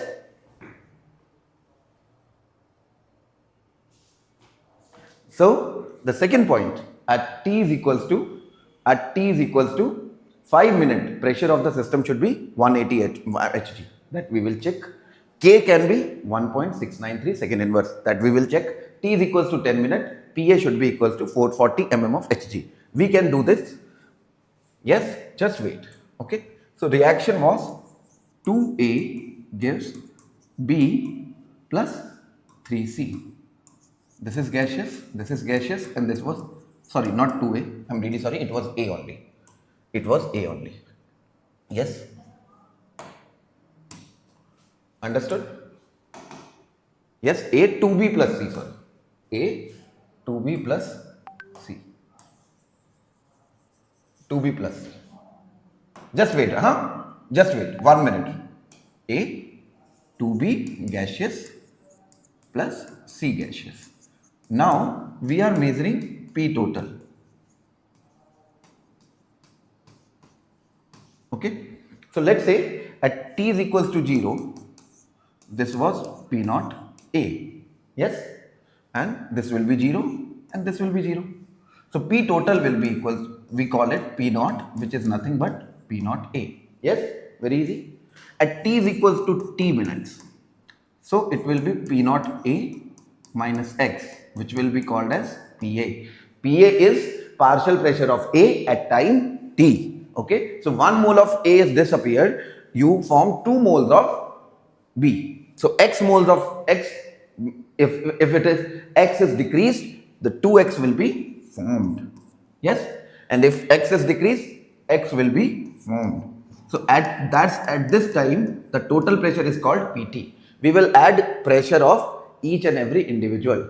So this will be equals to PA plus partial pressure of B plus partial pressure of C, which will be equals to P naught A minus x plus 2x plus x. And we can cancel out, and the value will come out to be P naught A plus 2x. And at t is equals to infinity, we assume the reaction completes. At t is equals to infinity, because infinity is never achieved, that's why we say reaction never completes. But what is that t is equals to infinity? At t is equals to infinity, when our instrument cannot measure further depreciation in pressure, okay, which means the instrument does not show significant increase in the pressure, because you know every instrument has its least count, okay, and after some point, if it is left 0.00001, our instrument will not show any deflection after that. Okay, so we will assume our reaction is complete. This can be 1 day, this can be 1 million year, I don't care, but whatever that time is, we assumed as t is equals to infinite. Okay, and at t equals to infinite, our reaction, we assume our reaction completes. At t is equals to infinite, our reaction completes. So P naught minus P naught A, it becomes 0. Yes. So if P naught A is decreased, it forms 2 P naught A, and this forms P naught A. Yes. And P infinity becomes equals to 2 P naught A plus P naught A, which is nothing but 3 P naught A, which is equals to nothing but, if 3 P naught A is there, and these values are given, the values are given, we are already given that at t is equals to 10 minutes, when the time was 10 minutes, the pressure was 160 mm of Hg, and when the time was infinity, the total pressure was 240 mm of Hg. So I can put this value is equals to 160 and 3 P naught A as 240. Okay, so this implies P naught A is equals to 80 mm of, yes, we can find the value of x. We can find the value of x. So x will be equals to 160 minus P naught A by 2. We already know from here, we put here 160 minus 80 divided by 2, which is 40. Yes, yes. So x is 40. So we get the value of PA, not P naught A. We get the value of PA is equals to P naught A minus x, yes, which is nothing but 80, and x is 40, so 40 is left. Clear or not? So PA is 40 at t is equals to 10 minutes. Yes, so our answer, this answer is correct. At t is equals to 10 minutes, at t is equals to 10 minutes, yes, at t is equals to 10 minutes, PA is equals to 40 mm of Hg. We already know P naught A equals to 80 mm of Hg, right? And PA is equals to P naught A by 2, yes. So T will be equals to T half, which is equals to 10 minutes. So 10 minutes is our T half. We can find the value of K. So K will be equals to 0.693 divided by T half. So 0.693, T half is 10 minutes, but the answer is in second inverse. But the answer is in second inverse. Try to understand this. So we can write 10 minutes as 600 seconds. Just put this value here, 600 seconds. So now it is 0.693 1.693 divided by 600 second inverse, which is not equals to 1.693 centimeter inverse. Clear? Yes. And you can also do the calculation for t is equals to 5 minutes. For t is equals to 5 minutes, you'll find out that the pressure does not equals to 180 mm of Hg. Am I clear or not? And you can also assume, you need not do this, okay? If at t is equals to 10 minutes, P total, let's say P total is 160. T is equals to infinity, it is equals to 240. It cannot be at t is equals to 50, it will be less than 160. It cannot be 180. You need not calculate it, okay? It cannot be 180 because as time increases, P total increases. Yes, so it cannot be, but at the lesser time it cannot be equals to 180. That's why this was also wrong. You need not calculate it quantitatively. If you had some qualitative mind, you would have definitely able to solve it. But yes, this was a very good question. That's why we have put it in difficult category. Clear? Next, statement 1. Dimethyl ether is almost completely soluble in water. Wrong. It should be insoluble. Why? Because it is non-polar. Yes. So basically, the chapter, if I say the chapter, it is from alcohol, phenol, and ether.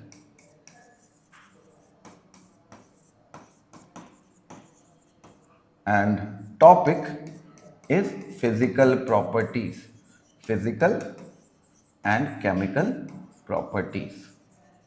Okay. Now see, so this is incorrect. So statement 1 is correct, this is wrong, this is wrong. Yes. Now sodium can be used in dry ethyl ether. Yes, we actually used dry ether. We actually use dry ether for sodium. Yes. Why it is? Why it is? Because it cannot, because alcohol has H, and it will, when alcohol has H, alcohol ROH plus Na gives you RONA plus half H2 plus half H2. That's why it cannot be used in alcohol, but it can be used in dry ether. That is correct. So statement both are incorrect. So answer will be B. So because dry ether does not have any H which is attached to the polar atom, that is why it can, which can polarize it. That is why sodium can be put in ether. Okay. Next question. Which of the following molecule will not liberate CO2? Will not liberate CO2. So basically what happens is, if there is some HX that react with NaHCO3 and it forms NaX and it forms H2CO3 and this dissociates, it is unstable. It is unstable. So it is formed H2O plus CO2. Clear? Yes or no? So anything which is acidic enough, which is more acidic than HCO3 minus, it will react and it will form H2CO3. Now what happens is, this COOH, carboxylic acid, are always release H2O. So wherever is carboxylic acid, you cannot use it. And this is picric acid. This is picric acid. Picric acid has pKa 0 to 1, in between 0 to 1. Okay. The pKa of picric acid is in between 0 to 1, which is highly acidic. Okay. So that is why it is more acidic than NaHCO3. It is more acidic than NaHCO3. So we can say that yes, it will liberate.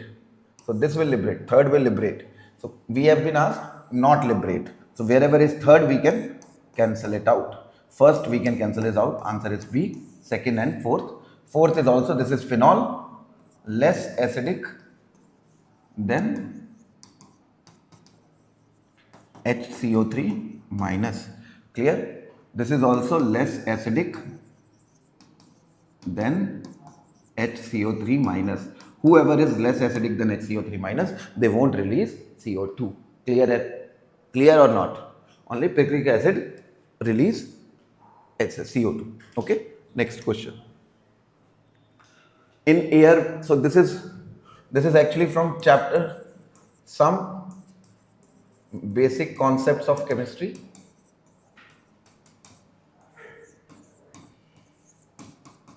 Basic concepts of chemistry. Yes. And topic is percentage composition. Now we have to find the ratio of partial pressure Pn2 ratio PO2 ratio P argon will always be equals to what?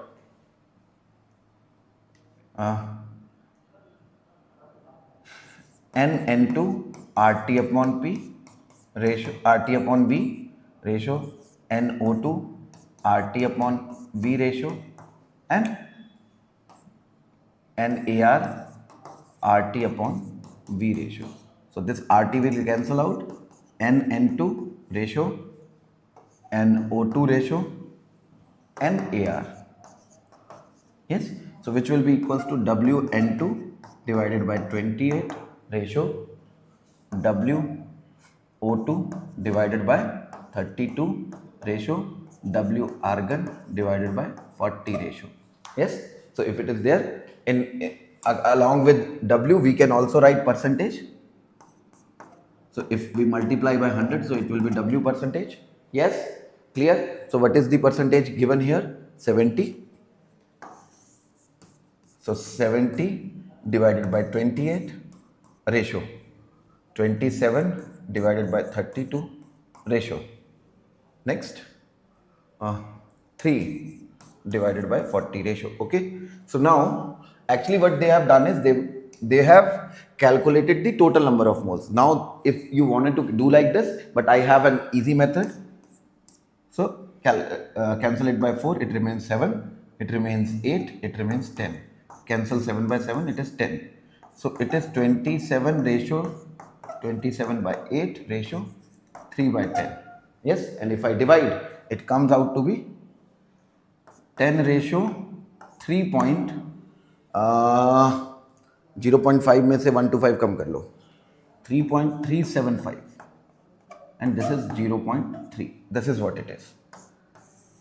Yes, yes, clear? If 3.375 I multiplied it, it should be around, so what we have seen is it should be around 3 times. N2 ka ratio should be around 3 times of NO2. Yes, so whatever we have to see. So if we see, I have to, it is around 2 times. This is around 38 times. Sorry, 36.5 times. This is around 3 times. This is around 2 times. Yes. So what is, so if I may, I'll use this. So this is around 3 times. So whoever is around 3 times, so answer should be this. It's not this, this. Clear? And this is something 0.3 and 3.3. So it should be something around 11 times. It should be something around 11 times, and you do multiply here. It is close to that. Yes, 11 point something and all. Yes, it is actually 11.25. So you multiply it by 11.25, so it is something close to that. Yes, so that is why answer should be C. Am I clear or not? Tell me. Yes? So this is wrong. This is wrong. This is wrong. Yes or no? Please tell me. Please tell me. Please tell me yes or no. Now the questions are very easy. Now the questions are very easy. An octahedral complex having molecular composition CO.5 ammonia Cl SO4 has 2 isomers A and B. What are those isomers? A gives PPT with BaCl2. It means A gives PPT with BaCl2. It means it will be this. SO4, it will react with BaCl2. Yes, and BaSO4 PPT will be formed plus CO ammonia 5 Cl2 plus and 2 chloride minus. This will be left in water. So if it is aqueous, this will be aqueous. Yes. And if solution A gives this sulfate, yes, it means B can be what? They can change this pair. So this will be, second will be, B will be this. CO ammonia 5, inside it is sulfate and outside it is chloride. So this will give you a PPT with what? AgNO3, you will get AgCl PPT. This is not written, this is I am doing for the next questions. So this type of isomerism is called ionization isomerism, because different ions are ionized. Ionization isomerism. Am I clear? Yes? Yes? Next question. Mohr's salt. Mohr's salt. What is Mohr's salt? You read the double salts, remember the formula. Now you have done for Mohr salt, go for the LMs also. So Mohr salt. This is also from the coordination chemistry. Lot of question from chapter is coordination chemistry and topic is double salts, or I should say salts. Yes. Now Mohr salt is FeSO4 dot ammonium sulfate dot 6H2. When you dissolve in water,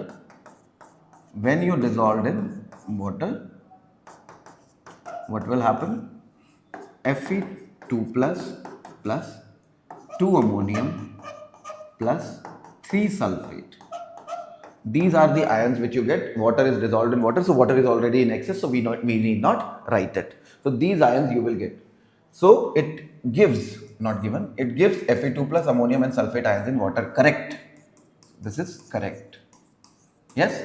So statement 2 is limiting molar conductivity of Fe2 plus ammonium and sulfate are X1, X2 and salt.